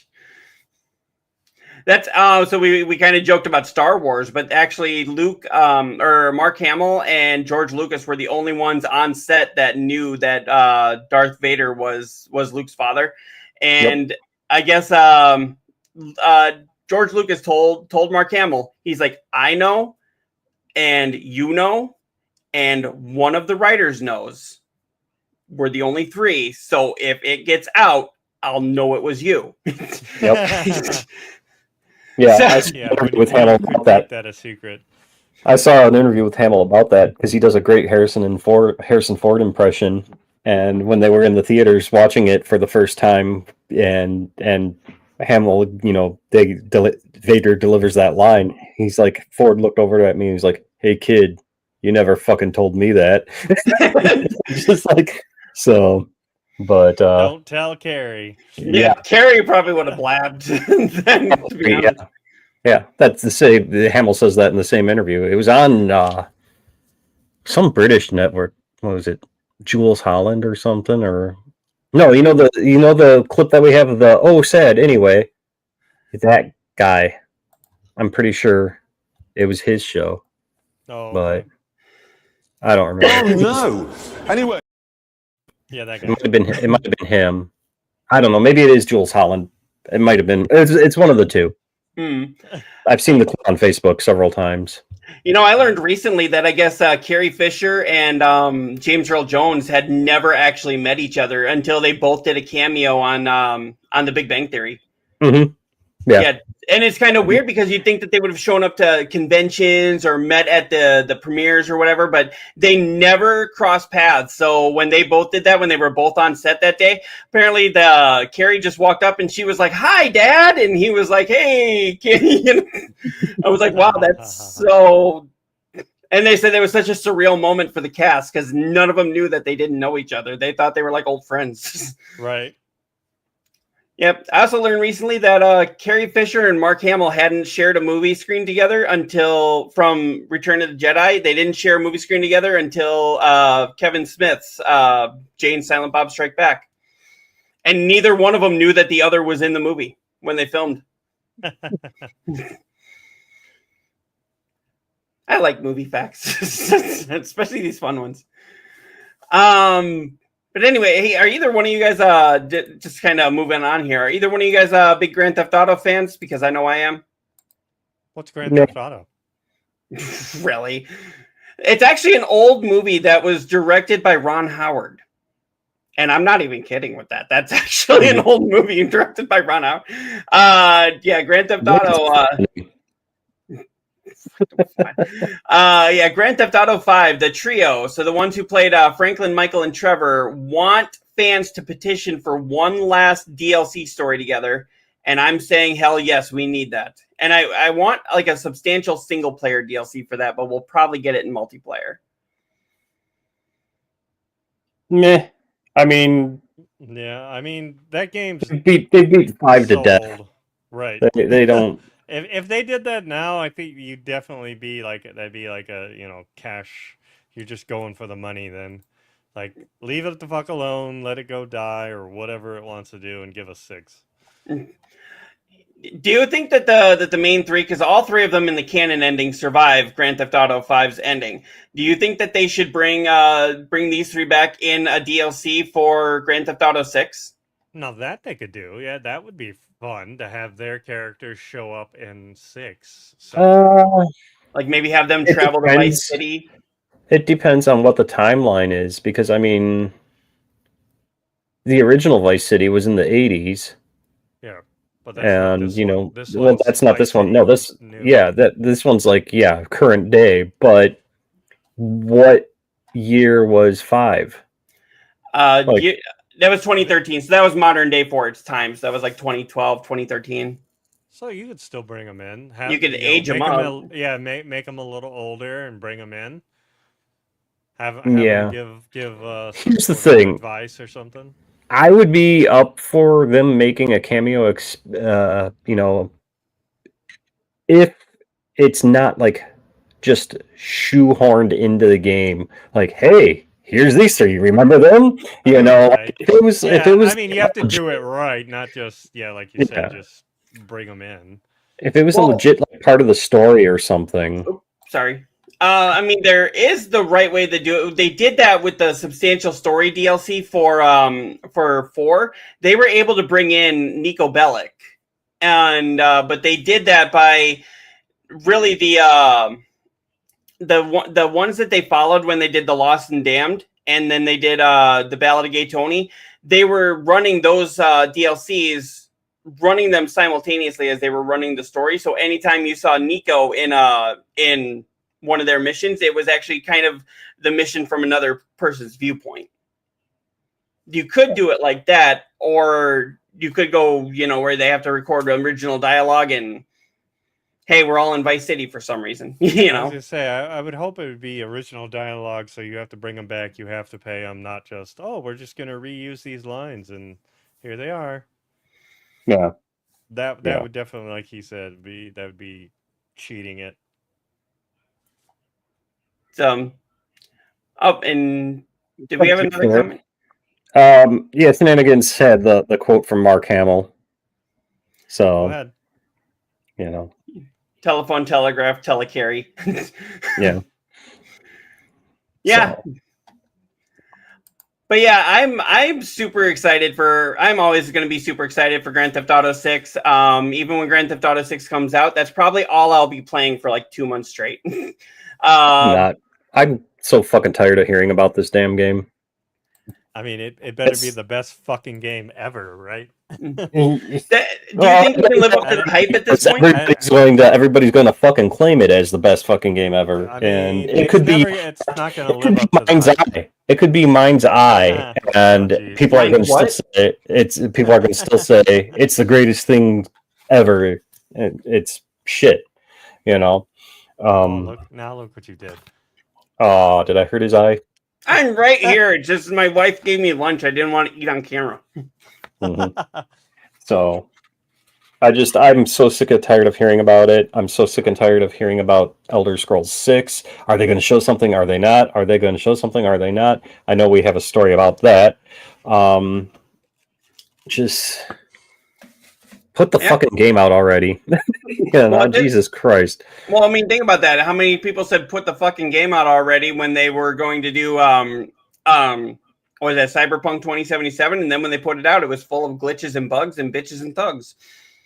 Yeah, and I mean GTA is going to be the same way, so just put it out. And I would hope with this extra year that it wouldn't be that way. That it would come pretty polished. I would hope. But it's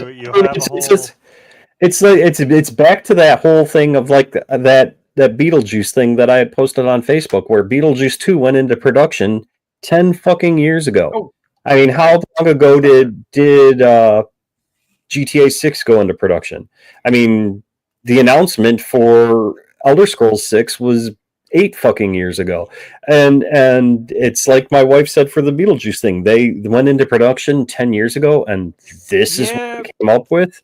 Not really, though. They were constantly saying that, we're going to do a Beetlejuice 2, and then it would get in... The fans were. Well, it would always get in development hell, where they would have a kind of script, and then it would just fucking disappear, like it does, in Hollywood. Right. And I have a feeling that if you were to take the leaked concepts of GTA 6, remember when those leaked a year ago or whatever? Mm-hmm. Because they said basically, didn't they say all that's now been scrapped since it's been leaked? So it makes you wonder what could have been and what is going to be. And, I don't know. I'm just so fucking sick and tired of hearing about that damn game. Well, to be honest, they did say that Grand Theft Auto 6 didn't go into full production until about 2019. And then you got COVID that hit, so that pushed them back about a year. They actually didn't start right after Grand Theft Auto 5 like a lot of people thought they did. That's when they started really working on Red Dead Redemption 2. And then 2019 is when they went into full production. And then they had that leak, and they said that by the time that leaked, they had already moved on to other concepts. Those were just concepts. That was never going to be an official part of the game. Now they're saying that because of COVID, that's also why they needed the extra time, because they were going to use that time in the office to polish things up. But here's my thing on that. Okay, so I understand the concept of everybody was fucking locked up during COVID. I get that. They were still doing things from home, though. Exactly. And I mean, how many games were announced around that time or before COVID that have come out that are great games? I mean, I get that Grand Theft Auto is going to be on a whole nother level of scale-wise and sophistication and the cutscenes and all of that shit.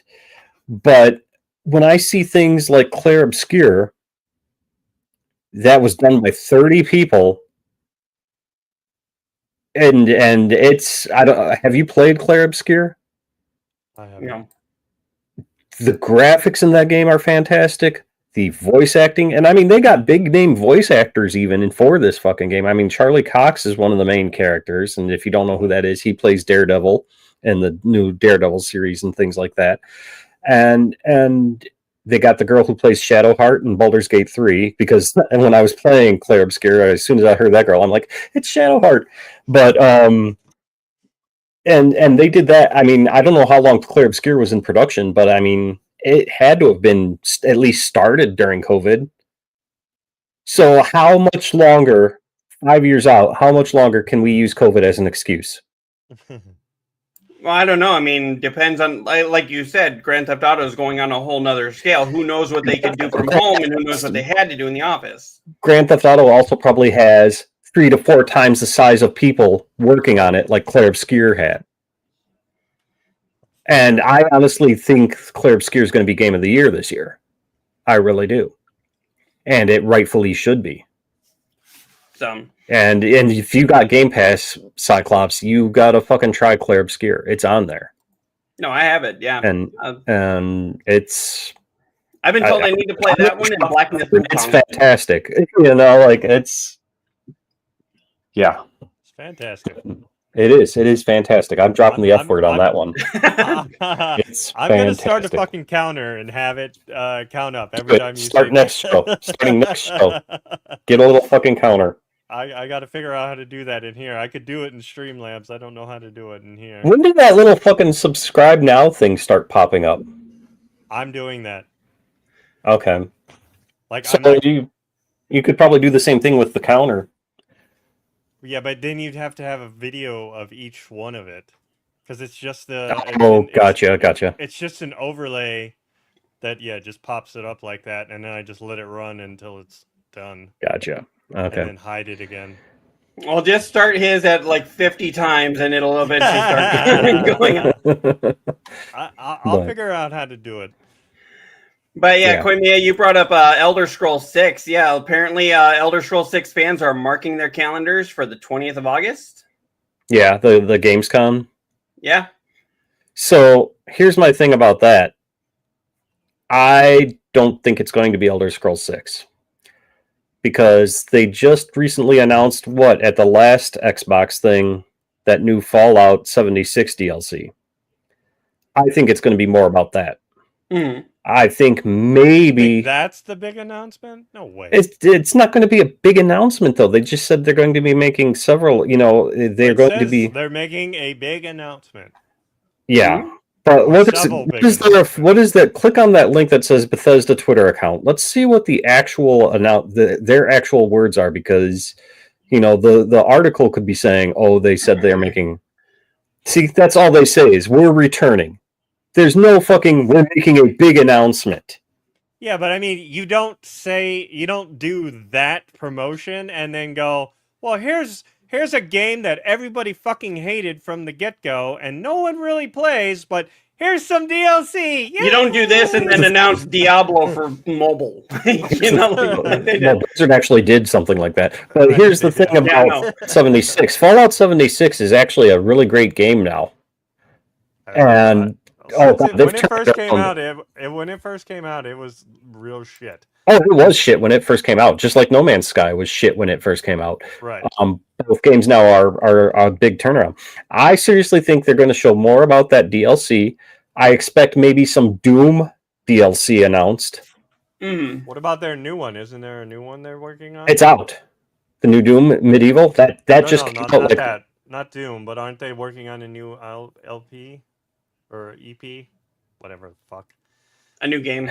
Yes, thank you. Not that I know of. Either that, or maybe it could be the. I'm thinking of Interstellar from. Wasn't Bethesda behind the new Blade game? Yes. Yeah. They are doing the new Blade game, but we haven't seen shit about that either. So it could be that. Could also be that they're bringing. Starfield to the PS5. Yes. I mean, you know, and so it's like I think a lot of people are going to be disappointed because they're going to be expecting Elder Scrolls, and I'm willing to bet there will be nothing about Elder Scrolls. Yeah. Well, maybe even the new Elder Scrolls Online, maybe there's a DLC coming for that, a new expansion for that, you know? So I don't think 6. I don't think there's going to be anything about 6. Yeah, so it sounds like you're in the second half here, because it says here half the folks are climbing up the walls and think that it could mean that we're finally getting a trailer for Elder Scrolls 6, but the other half is being a bit more realistic about things. Probably Starfield for the for PlayStation announcement, I'd assume. Yeah. So yeah, I don't think it's going to be Elder Scrolls 6. Yeah. I mean, we can hope, but I don't think it's going to be. I think if and when Bethesda announces Elder Scrolls 6 or does a full trailer, it's not going to be Gamescom. They're going to save it for Game of the Year announcement time. Like, you know, because didn't they show the original hype trailer for Elder Scrolls 6 at a Game of the Year? Wasn't that when it was announced initially? It was at the Game Awards, I thought. At the Game of the Year Awards. Yeah, that's what I mean. I think that the next time Bethesda does more for Elder Scrolls 6 is it's going to be another Game Awards announcement. probably be the last announcement. Like, Yep, we got one exactly. more thing for you. Exactly, like they did when they showed the original trailer, and so I don't think Gamescom is going to be it. Unless that's the second to last, and then the next is like the third trailer for Grand Theft Auto 6, which I wouldn't be surprised there, but at the same Probably time, some more lame ass fucking Call of Duty shit. no, like- God. Like at the last Xbox thing. That looked like a great sci-fi game, and then I was like, wait, we're going for another. This is how you announce Call of Duty. But yeah. So I don't know. I think it's not going to be Elder Scrolls 6. Like I said, I'm thinking, Fallout DLC, PS5 possible announcement for Starfield, Doom DLC, and then that's probably about it. Maybe Elder Scrolls Online. yeah, I get that. And then you had mentioned Koimiya about actually, I'm sorry, I had mentioned here about how CD Projekt Red had made those mistakes with Cyberpunk. Well, apparently they're learning their lesson, and they're learning lessons from their past. No fetches, request an eye on Cyberpunk 2077's fan base, favorite characters and devs who care about the art we are making. Yep. Yeah. I'm glad that there's going to be no fetch quests, because those are a pain in the ass. Mm-hmm. I can't wait for Witcher 4. A lot of people are shitting the bed over the fact that it's not Geralt. And Didn't it's he die Ciri. in the last game?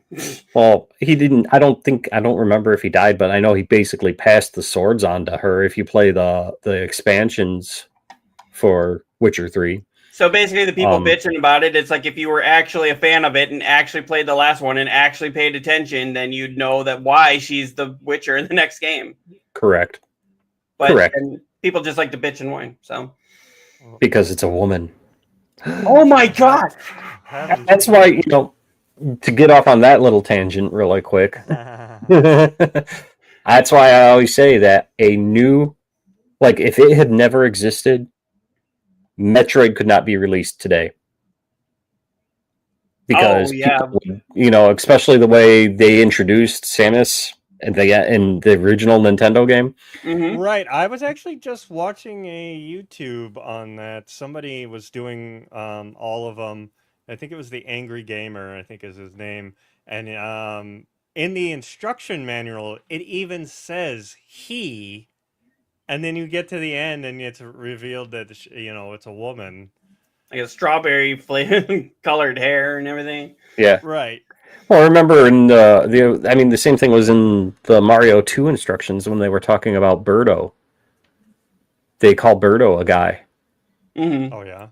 And I believe it was actually literally written in the instructions like Birdo likes to dress as a woman or something like that. Like I'll Google that really quick.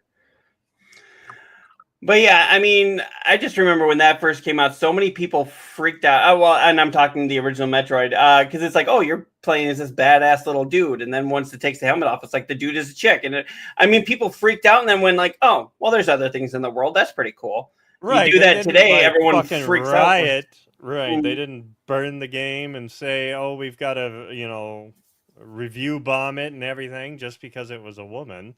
They're like, oh, that's cool. We were a chick. Awesome. Mm-hmm. Yeah, real quick here. Fucking world. Really quick here. Hold on. Okay.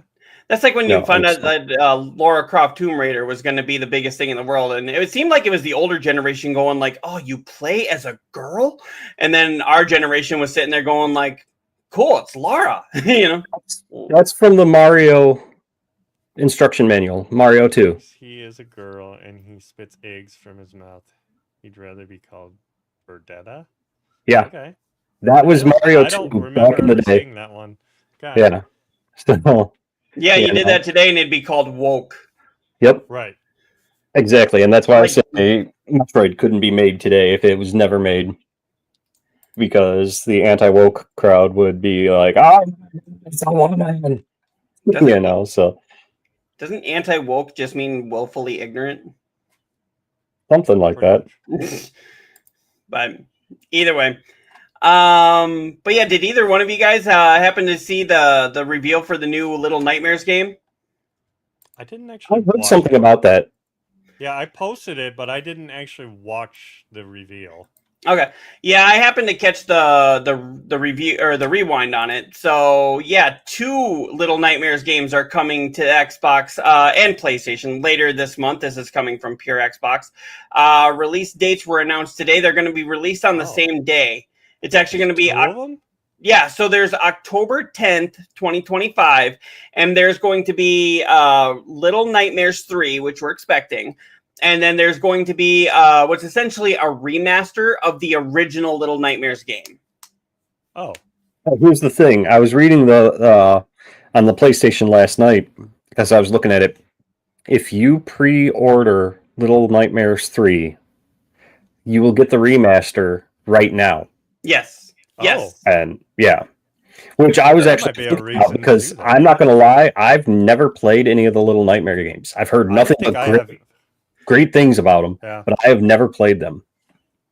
They're very confusing, but they're confusing on purpose. You know, it's one of those where like it fucks with your head, but you love it. You know. Okay. Yeah, I don't know. I can get a remastered version. I think I have the first 2. I just I just haven't played them. So maybe that's another thing that can go in my on my list of things to play. And yep, it's right here in enhanced edition. So, and the thing is, they wouldn't answer this. They asked if Six, the girl in the raincoat here, her name is Six.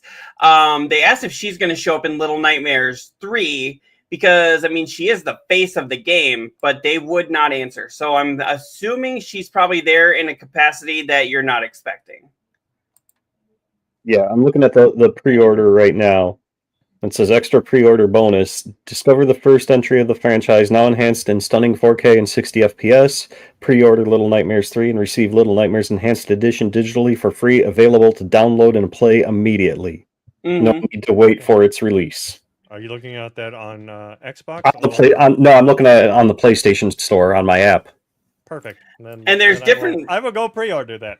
There's different versions of this game. There's like a deluxe edition. Like some of them come with like statues and. Oh yeah, there's an ultra deluxe one because that's the one I was looking at. And I'm like, ooh, that looks kind of cool. I'm like, I don't think I need to spend that kind of money just to flex on the statue.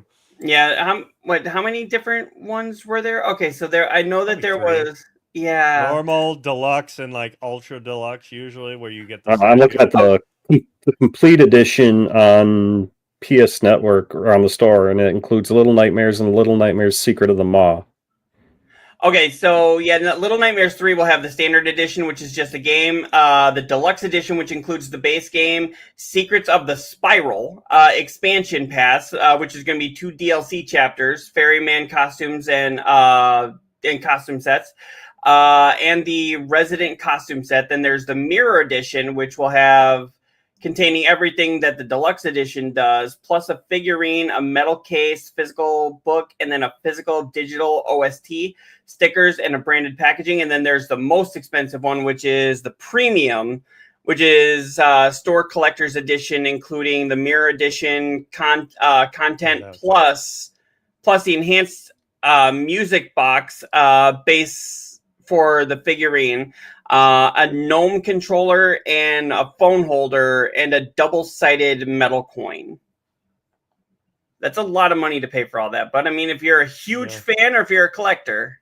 I mean, just a standard edition, it's not bad. It's only $39.99. I'm looking at the pre-order right now just for the standard. Deluxe is $59.99, and then you know, the ultra one with the statue is pricey, but it's not horrible priced. Like apparently, I already own. Normal.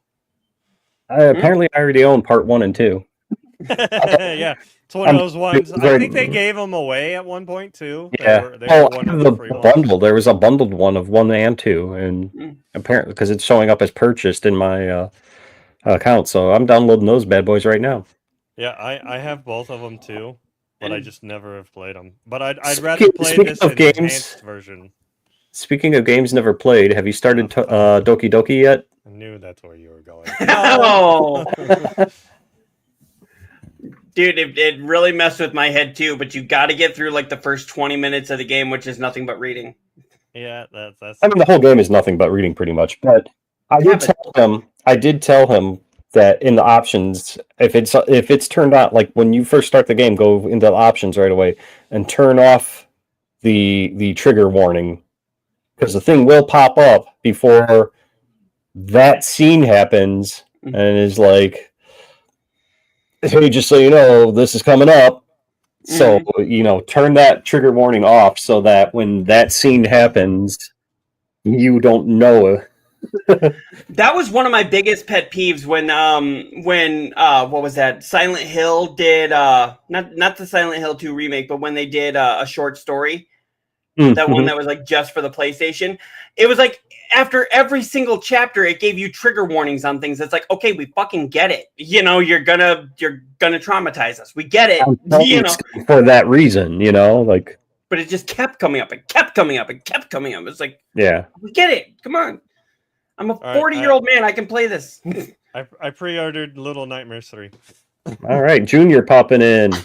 Hey, Junior. He says, "Sorry, I'm late. Hope I'm not too late." I mean, you got an hour and 50 minutes. Well, somebody was late here, but I'm not going to say who it is. Shut up. But well, like I said, you said 3, and I didn't know that meant 3 your time. I thought that was 3 my time. No, my head doesn't work sometimes. I'm always in my time, obviously. Well, you know what? That's your fault for moving to the Eastern time zone. Mister, I need to go here so I can work and keep a good job. Yeah. I like money. Yeah. Well, you know what? Didn't you have a job in the town that you were working in before you decided to quit and go back to your old job, which was now in a new state? Who, me? Yes. No, they shut down my plant. Yeah, but you got a new job there at like Kraft or something. Oh, General Mills. Fuck that place. They wanted you to work 12 hours. You had to take care of your own fucking machines.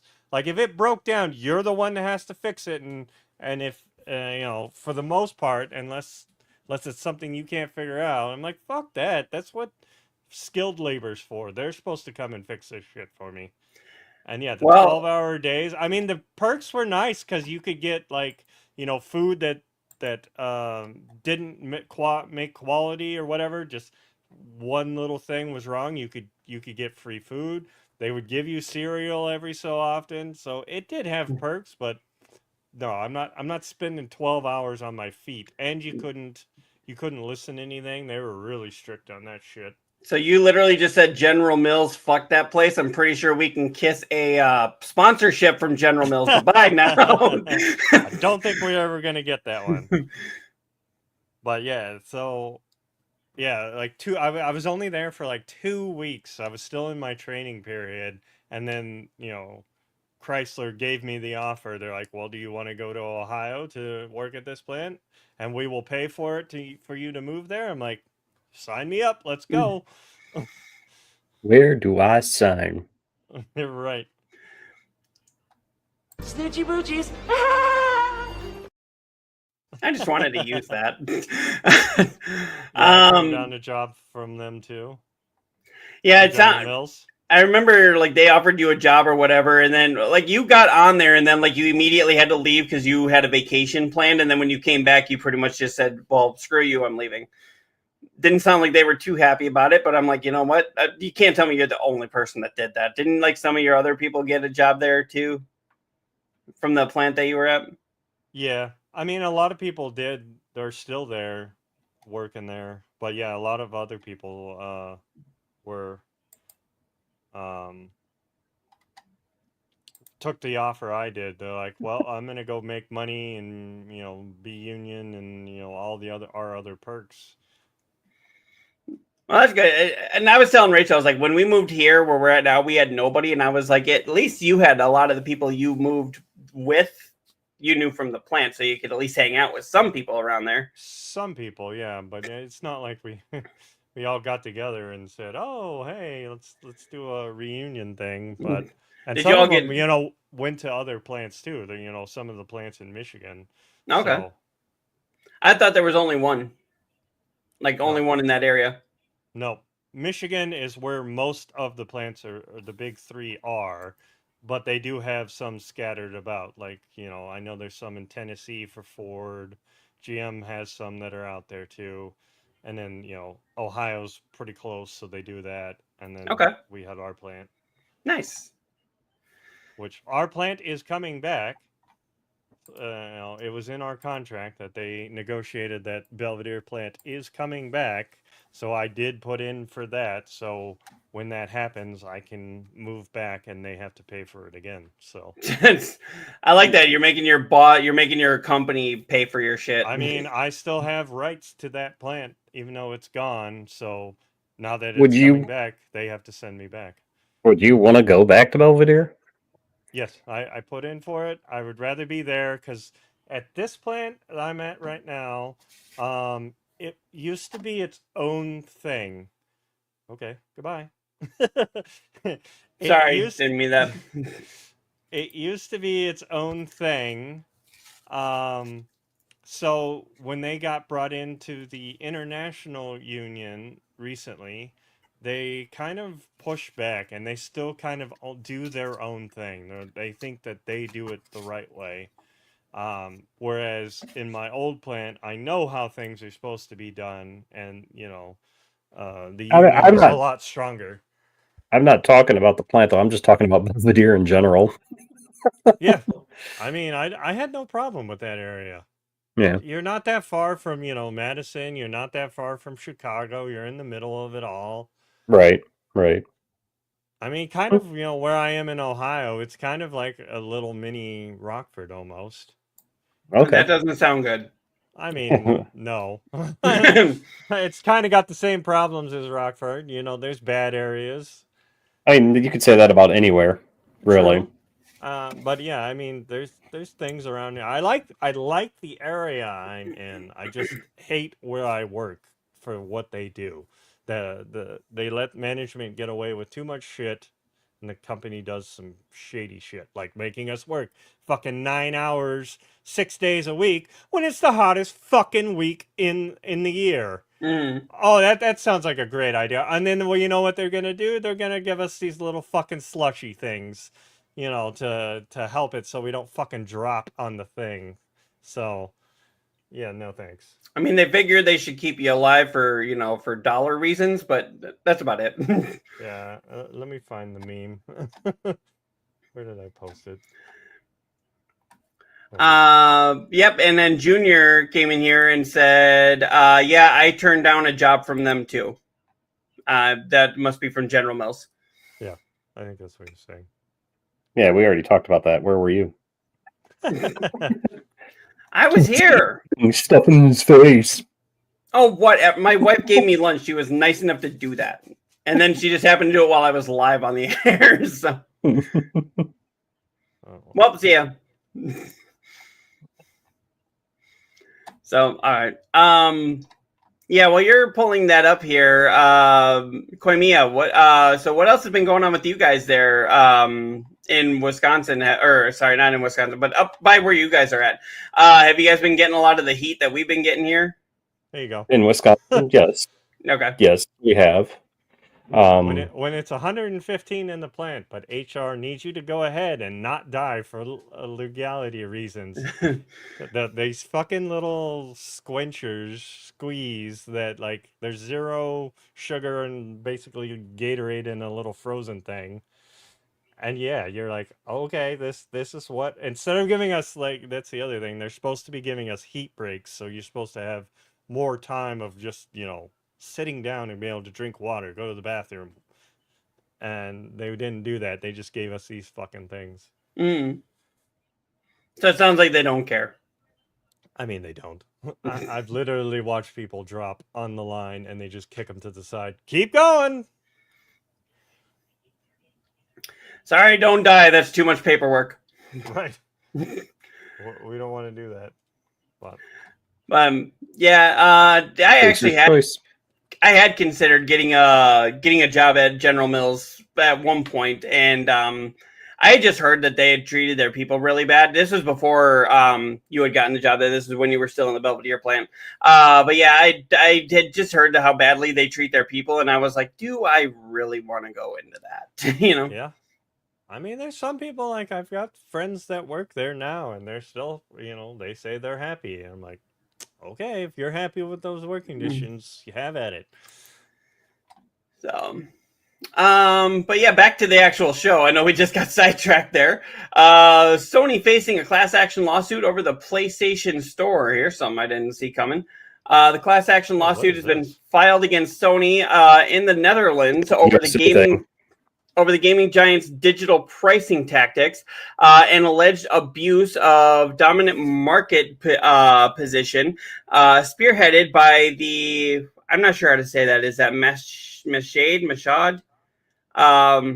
And Consumment Foundation, a Dutch consumer group under the Fair PlayStation campaign. The lawsuit argues that Sony is inflating prices on the PlayStation Store and restricting consumer choice through monopolistic practices. Interesting. Yeah. Why is it only in the Netherlands? I guess they have stricter laws on a lot of this stuff. I know that. Yep, that's exactly what it is. Yeah, they're no stranger to legal trouble after PlayStation Store back in 2022 at high profile 5 billion yen. I don't know. Is that That's yen? not yen. Nope, that's What is pounds. Pounds? Yeah. Okay, 5 billion pound class action lawsuit was filed against Sony in the UK. Set to go to trial in 2026. It alleges that Sony still hasn't even gone to trial. Yeah. No.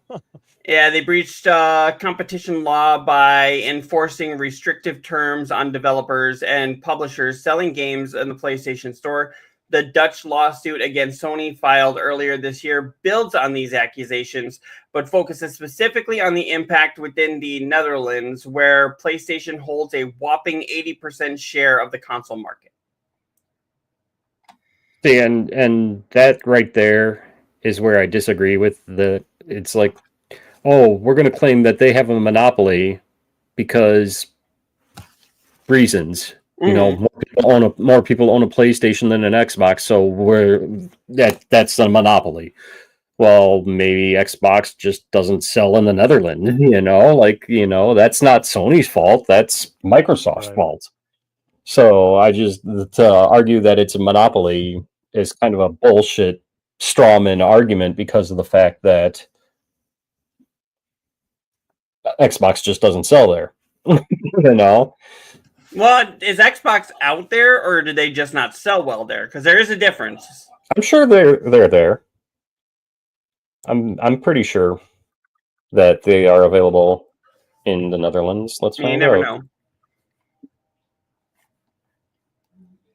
But I'm kind of surprised that this kind of stuff doesn't happen in America too, unless they're just more open about it. We have less consumer laws than they have there. They have more regulatory councils that stop that, like the whole loot box thing that started over there and then kind of came here a little bit, but not as much as over there. So we do filter it somewhat into our own shit, but it's more there that they give a fuck and try and stop that shit. So Xbox systems, Game Pass, and cloud gaming are available in the Netherlands. So then they just don't sell well there, or not as well. So, all right. Moving on, we do have another story to go through here. So did you guys hear that Disney is actually suing Midjourney, like Disney along with DreamWorks? Yes, we talked about that not last week, the week before that. The week before. Well, apparently they're in talks with OpenAI amid their lawsuit with Midjourney, which kind of surprised me because I'm like, isn't OpenAI just like Midjourney? Right. So you're suing them, but in talks with another company. Doesn't that sound like Well, who knows? Maybe Disney opened up talks with Midjourney, and Midjourney wasn't willing to talk with them, and OpenAI was. I guess. It just doesn't make sense that's basically like saying, hey, I'm at war with this McDonald's, but I'm going to open up talks with this McDonald's. Right. Then again, I mean, have you gone to different McDonald's? Sometimes things do taste different. Just depends on the. Never mind. Is the shake machine working here? No. Is it working here? No. You have to go like 4 McDonald's over before you get a shake machine that works. Right. The one by me never works. I swear to God, I've been there and I tried to order a shake each time just to see if it works, and I've gotten a shake like 3 times in 3 years. There's one of your first answers right there in that second paragraph. Okay, as reported by Bloomberg, Disney isn't Second paragraph. Yeah, that one. Yeah. This one? Yeah, Okay. right there. It says, where did I see it? The reporter also notes that Disney approached the other major studios and streamers about joining the lawsuit against Midjourney, which is a considerably smaller company than OpenAI. There's your answer. They're going after the little guy. They're trying to get the more others money. again to go against them, kind of like Nintendo was doing, trying to get other people to PlayStation and Xbox to go against the people that were pirating. So they're going after the little guy just because they can, because they don't have the lawyers. They don't have the backing, and they think they'll just back down and it'll be an easy win for them. That's a bunch of bullshit. And then they can go to this other one and say, okay, now that we've eliminated your competition, let's make a deal. Like, what will you pay for our characters? We'll sell you our art and a partnership. Right. Because, I mean, it even says there in that last paragraph, they're not entirely opposed to AI. They allowed Darth Vader in Fortnite. Right. Yeah, but they probably saw the financial potential of exactly. Darth Vader That's be just in there. So they get rid of the small AI programs like Midjourney, and then open a partnership with OpenAI to lease their artwork and get the money. So Disney's playing hardball. Pretty much. Disney's doing what Disney does. Disney will Disney. They're gonna gobble up the little guys and make more money on the side. Yep, that's exactly it. What's for lunch, by the way? Really, you had to say that right as I took a bite. It sounded crunchy. You're right. Welcome to the Ask Me section of Garbage In, Garbage Out, where Adam eats things. The fat dude is eating, whatever. Is Red Baron pizza. Nice. Now you're gonna get ads for Red Baron pizza in your. Okay, do you see why I was turning the camera off for a minute when I was doing this? This is what I got to deal with. Actually, that opens up a good question. When you're streaming, when you're doing a live stream, I see a lot of people eat on stream. Do you think it's good to eat on stream, or do you think they should turn their camera off? I honestly don't care, because, I mean, if you're doing a fucking 8-hour stream, you're going to get hungry. Right. You know? I turn it off sometimes and mute my mic sometimes, but sometimes, yeah, I'm just fucking hungry. Like, if you don't like that, then you can skip that part or whatever. I know, Shenanigans and I have been in Discord when people are eating, and we don't like when they're. Yeah, and that's why when it's crunchy, I turn volume off like that. So, I understand that you don't want to be like right in the fucking mic and try and mute it. Crunch. Right, but I mean, you get hungry. I mean, I'll have the rage. Yeah. I have I have a be right back screen. So if I'm hungry, I'll just throw that screen up and I'll go get food. And 9 times out of 10, the food that I'm getting is something that I can finish from the time I leave the kitchen to get back to my computer. Right. So, but I mean, I've occasionally eaten on stream, but it's something that I don't hide. I mean, like I said, you're hungry, everybody eats. It's a necessity of life, Mm-hmm. Yeah, as long as you're not, like I said, you're not like in the mic trying to do ASMR, like, Mm-hmm. Unless if that's your thing, then more power to you. And if you got the viewers, then have at it. But yeah. So, right. Junior does come back here too. Disney is known for stealing their art from online places many times. They also were getting in trouble too, like in the actual parks. Some of their set pieces that they were putting out, like in the new Madame Leota's boutique right next to the Haunted Mansion at Disneyland, they put some art pieces up there, and it was literally 3D art made by AI that somebody was selling, and they had that piece up there. And then once people noticed what it was, that you could buy it like online like that, it just disappeared. Like it all of a sudden mysteriously was gone after people raged on it and found out what it was. Mysteriously disappeared. Right. Right. The ghost fucked with it or whatever. So, they're not opposed to obviously using 3D pieces or whatever. Yeah. And speaking of Nintendo, we had a couple other stories about Nintendo to go here. Came back too. 1 sec. Oh. A guy did 3D painted tiki guys that they stole and then sold in their parks. I mean, I wouldn't put it past them. I've heard about that, yeah. Yeah, Disney is one of those companies where I'm just like, you know what? They were so magic when we were kids, and now you peek behind the curtain, and you're like, I think they've just gotten too big, and I don't think, when Walt was in charge of it, I don't think he ever saw it being as big as like what it is now. He always wanted it to be like, family and whatnot, and now we get to this. Yeah, it's like now they're more focused on the almighty dollar instead of trying to actually innovate. Even just the prices to get into Disneyland and the parks is like they're constantly, always, every year there's a increase in it. Like, what the fuck? Like, this is supposed to be for family to go to Disneyland, have some fun, and now those people can't even fucking get in there because of the prices. Mm-hmm. How do you say here? It's because Disney. Because Disney, that copyright has been made as long as it is. I mean, they're about to lose their copyright. They've been fighting it for a while now because Mickey Mouse literally is about to hit open domain. I mean, some of it has, like his early... The Steamboat Willie. Steamboat Willie, and that's why we started seeing that. And I think that's also why that new Mouse detective game came out. Is kind of because it's now open domain, so I think that's where that comes from a little too.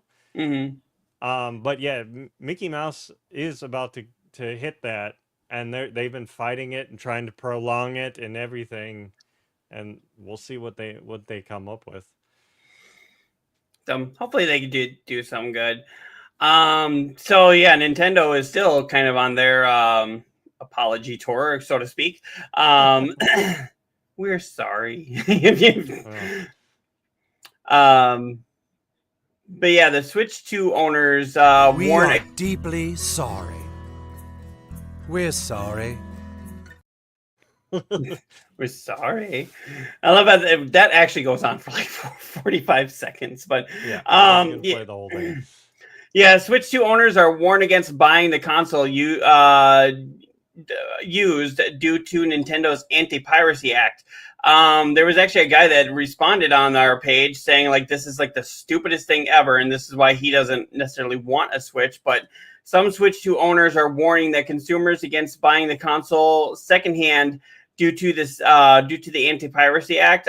Specifically, there's a non-zero chance that used Switch 2 unit has been banned online. From online services, and confirming its status is not straightforward. I mean, you could say that about buying a used PlayStation or Xbox as well. I mean, Sony and Microsoft both have the powers to brick your console essentially from online networks, and since you basically need a PSN or an Xbox account to do anything these fucking days, buying a used system, it's the same gamble, Well, isn't that why when you sell it to GameStop or any of these secondhand stores, they plug it in and test it and test the connection? They just make sure it turns on. They don't test the fucking internet connection for it. Yeah, they don't know that one's actually banned or whatever. Yeah, they don't test any of that. They just make sure the system turns on and the controller fucking works. It's like 30 seconds.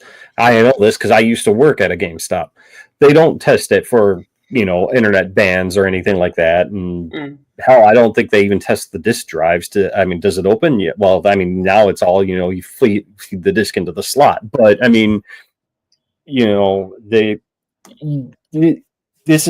this is yelling at clouds, because you could be saying the same thing about the Xbox and the PlayStation. Yeah, I think they're just going off of so say somebody did pirate something, and then their system got banned. Then they took that system and took it to a reseller and said, "Hey, I want to get rid of this. I don't want it anymore," whatever the case may be. Then someone else buys that system. It's already been banned in the system, so they're fucked. They can't get online or do whatever. I think that's where they're going with that, not just, No, it is. they're It just, is. they're just gonna ban it just because it was resold to somebody else. No. And then I think I saw in there that article that they were saying that It's a brick system. It's hard to look it up that it's banned. Yeah, it's a brick. Yeah, Junior, exactly. It says people used to do that all the time from PS3 on, and that's exactly what I'm saying. Is this article is just yelling at Nintendo for the sake of yelling at Nintendo, when Sony and Xbox do the same exact fucking thing. It could happen to any of those systems. Okay, so I totally understand that. It just seems like it's hitting these guys even harder. Maybe now it's just that people are whining about it, but. That's exactly what it is. It's the new system. It's the new system, and Nintendo's cracking down on it hard, because people have tried to use some of their modded stuff, and they have banned them for it. Which it'd be no different than you jailbreaking your phone, and then it gets banned. So then you trade that back into Verizon and go, "Oh, I don't want this one anymore." And somebody sells it as a refurbed phone. Right. And Same they thing, can't do shit. Yeah. And they just brought a brick phone. Yeah. Yeah. Junior, jump back in here. Sorry. Oh, no problem. When I worked at Best Buy, we had a kid that would be in every month because he was always banned. Jesus. I don't remember. I worked with Junior at Best Buy. I don't remember that, but then again, he was there much longer than I was, so it might have been. But yeah, and speaking of Nintendo, there's actually one more thing going on with Nintendo here. Remember when they said that they were going to have enough consoles for everybody that wanted one? Well, apparently they didn't. Remember that. Pepperidge Farm remembers. Pepperidge Farm. I remember. I love their cookies. Member berries. I remember. We need to get those. I remember. Yeah. Remember Star Wars? Yeah, I remember. But yeah, Nintendo's president apologizes for not being able to meet Switch 2 demand. The response far exceeded our expectations. I say if your expectations are 10 million, make it 40 million. Here's my You're question. never going to hit those numbers. What the fuck did he expect? Honestly. I mean, I want to say they did a pretty fucking bang up job that, they were able to have pre-orders. What, you have 1 billion systems stolen or whatever it was? Or no, that was the dollar amount. But what a truckload of Switch 2 stolen or whatever? I mean, that doesn't help. But the thing of it is, he came out before the Switch launch saying, we're going to have enough for everybody.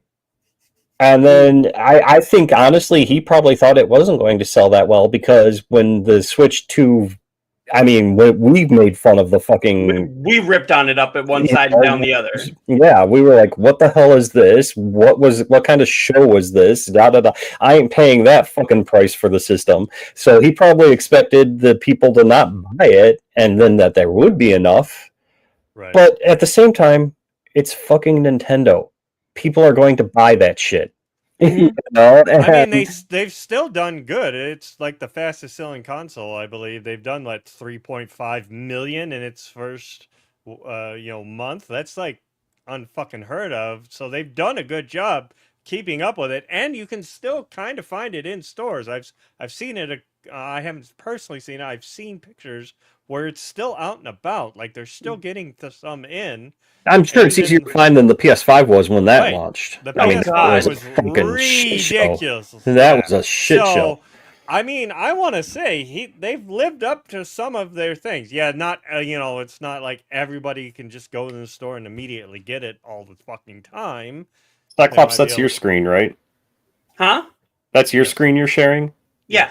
Your Windows bar at the bottom is annoying the hell out of me. You Sorry. gotta have that shit in dark mode, man. Or have it disappear like I do. I was gonna say have it disappear while we're doing it this way. It just, yeah. How do I get this to disappear? I've never. If you right click, we're not going to go on to this in the middle of the show. I've never done that, so. Well, we've already gone past our 2 hour. Oh, we have. Holy shit. Torment. Yeah, but this has been a fun show. It's been something. It has. We've jumped around, that's for sure. That is very sure. But yeah, so I would say that they lived up to about 85% of expectations, which is what you should expect. I mean, I say they've done better than, like you said, the PS5. A lot of people have gotten them that wanted them. You can still kind of get them regularly. I will say this much. I know personally 3 people in real life, Neo being one of them, that got the Switch too. And yes, we've seen it, 3 times now? That's the third time, damn it. Third time. So I'm just waiting for Donkey Kong. Having seen that, having seen them and the excitement that they've had for that system, I'm not going to say, God damn it, now I want one. But I will say I've dusted off my Switch and I've started playing that again. Mm-hmm. I've started playing, I've restarted Bravely Default 2. I'm almost finished with Link's Awakening. And then I just picked up Mario Odyssey.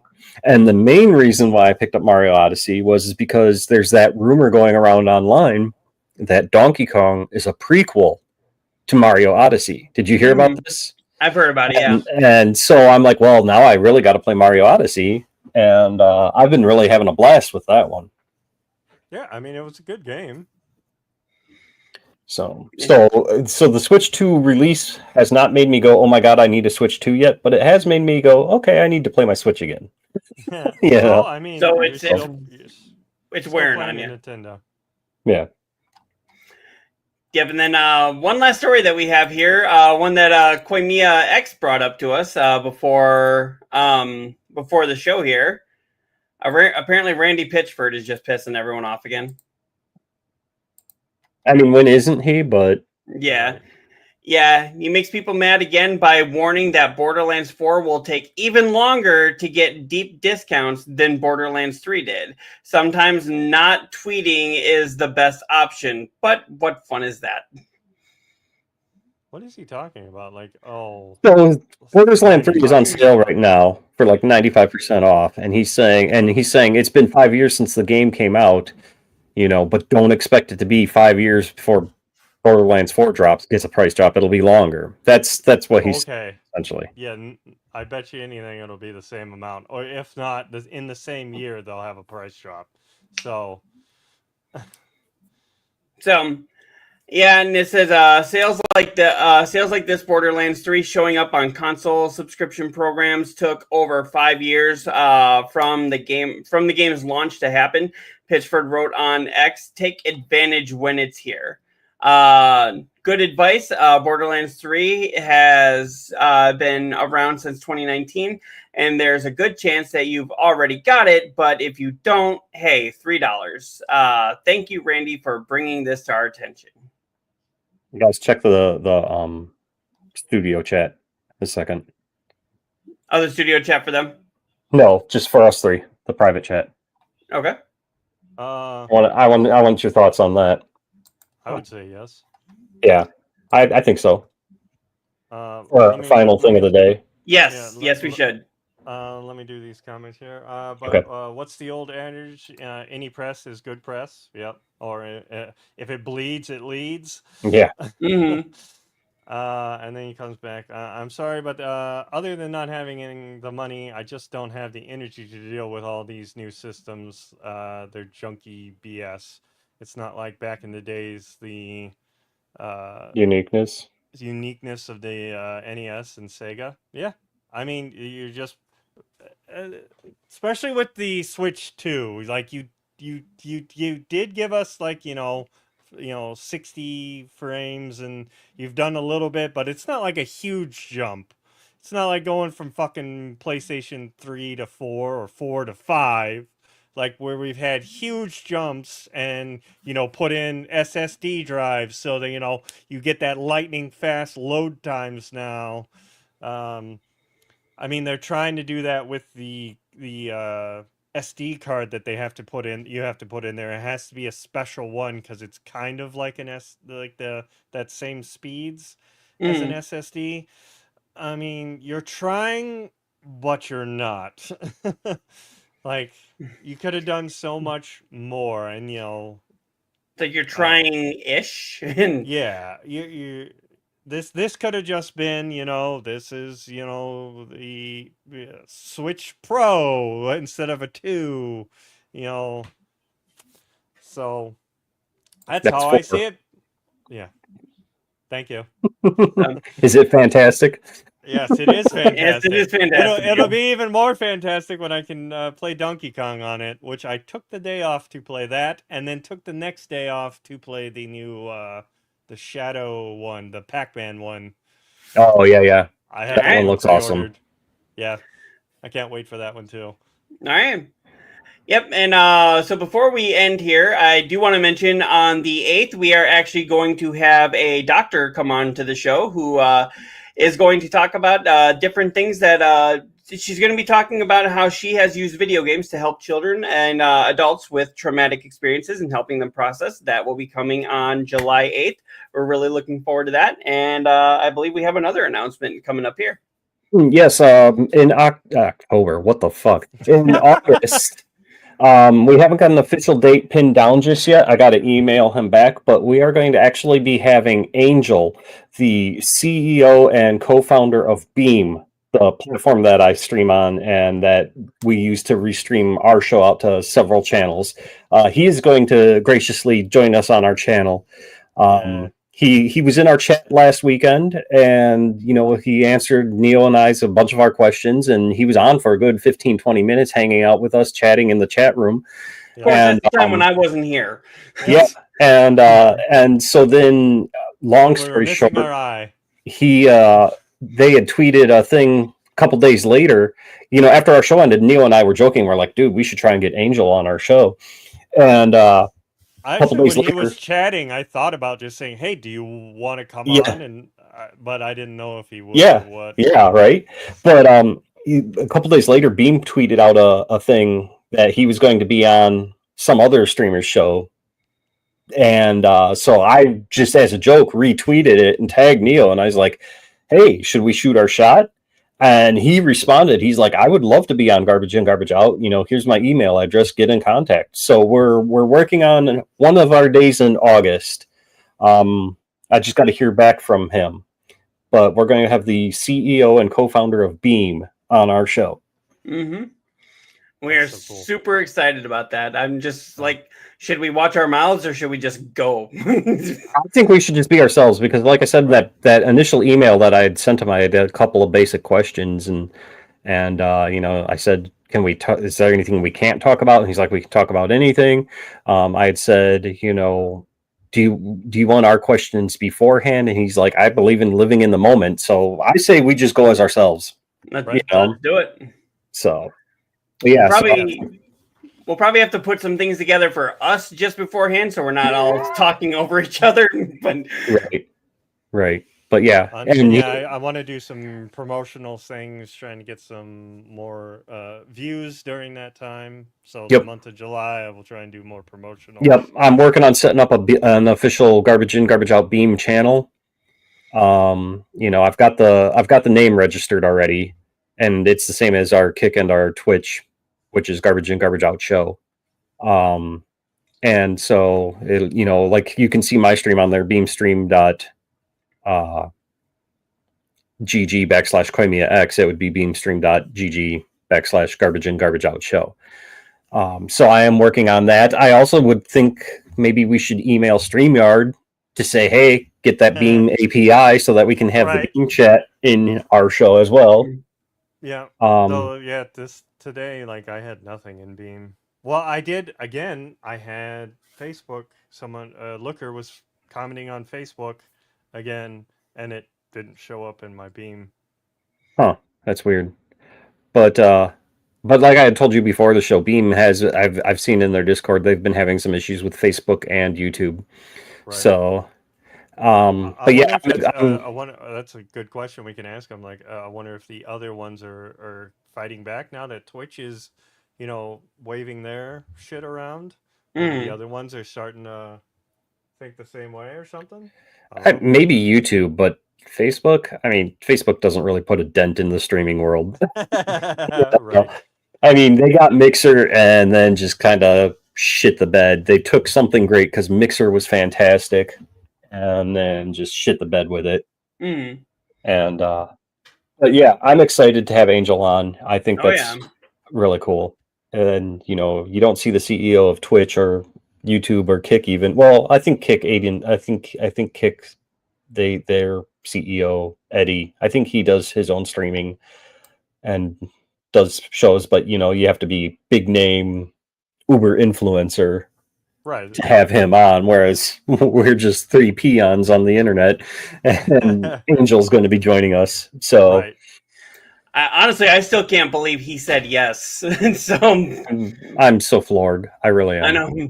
And I Yeah. mean, you weren't here last week, but we were talking about Beam, and we actually got several people who were watching our show to go look into Beam. I think Junior was one of them. Junior, I believe, was one of them, and Granny B Gaming. Granny B Which Gaming. she's not here today, but I guess, Granny B Gaming said she was going to check out Beam as well. Right. So, All right. So yeah, I've got a lot of exciting things coming up. Was there anything else you guys had to say before we end the show? that's all I had. Yeah. So on our outro, Cyclops, where can the peoples find you?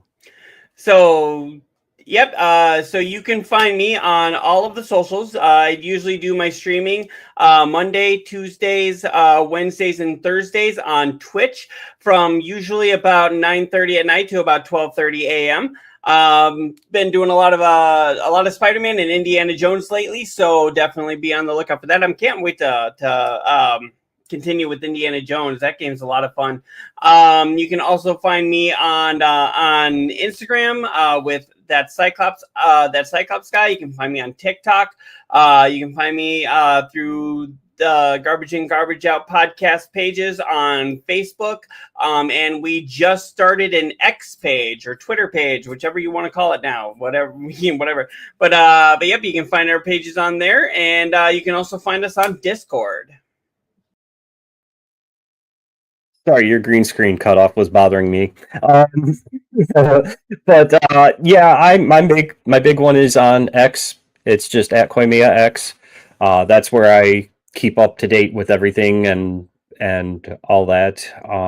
I stream, as you can see, beamstream.gg/KoimiaX. I am on Twitch. I am on Kick. I am as well, but all under KoimiaX. I actually do plan on streaming tonight. I'm looking at a 10:30 Central Time, and I'm going to be playing a new game called Section 13. It's a twin stick shooter roguelike game. Looked interesting, so I picked it up, and yeah, I will be on at 10:30 p.m. Central. And if you follow me on my channels, just watch for the go live notification. Hey, how's it going?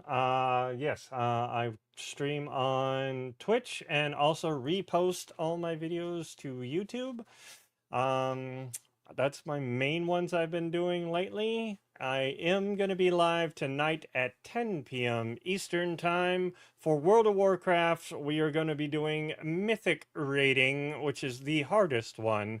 Hopefully we can get a whole group for that. You have to have 20 people. It has to be 20 because even if you don't have enough, the boss is still super fucking hard. So we're kind of taking two groups that are kind of in a lull right now and combining them together to raid into Mythic.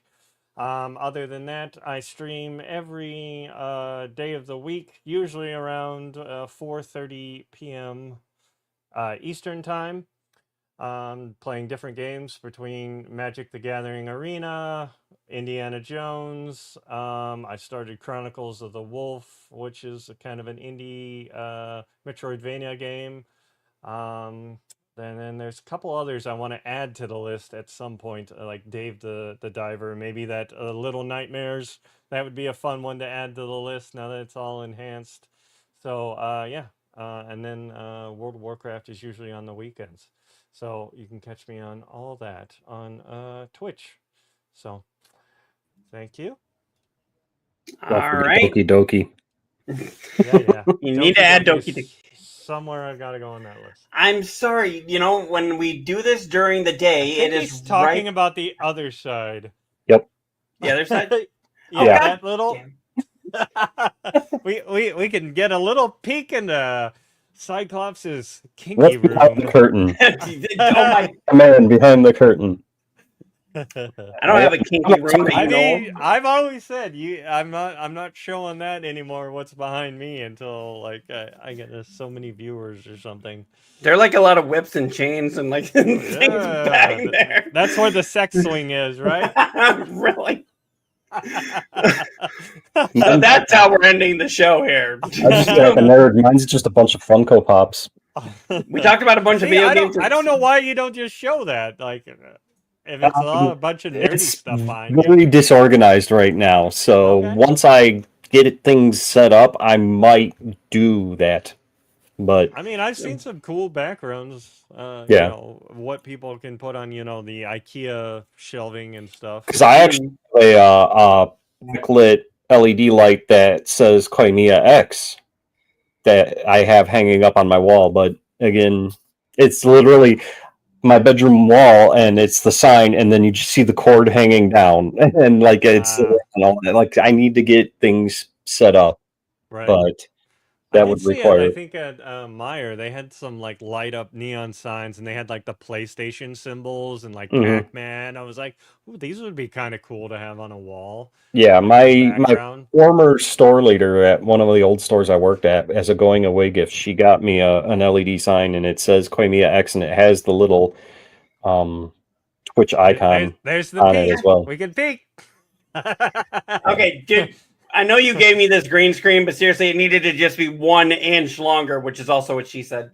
Yeah. Turn the camera a little bit. There we go. That's what I would do. I did, but see if I move it, and it's there, or it's there. Yeah, I mean, you'd have to bring it forward a little, and maybe it would go. You guys and your green screens. Yeah. I don't use one. I mean, yours actually does a good job of taking you out of the picture, but like when you're just using normal like green stuff, you see it through here, it doesn't take it out right. So, I mean, I like my green screen. This is the green screen show. All of a sudden, I mean, when I'm streaming, I don't have this background behind me. Then I'll usually just remove the background completely, like that. But right, for the show, I'll do that. We saw a flash of it. I'm gonna edit that now. I got it.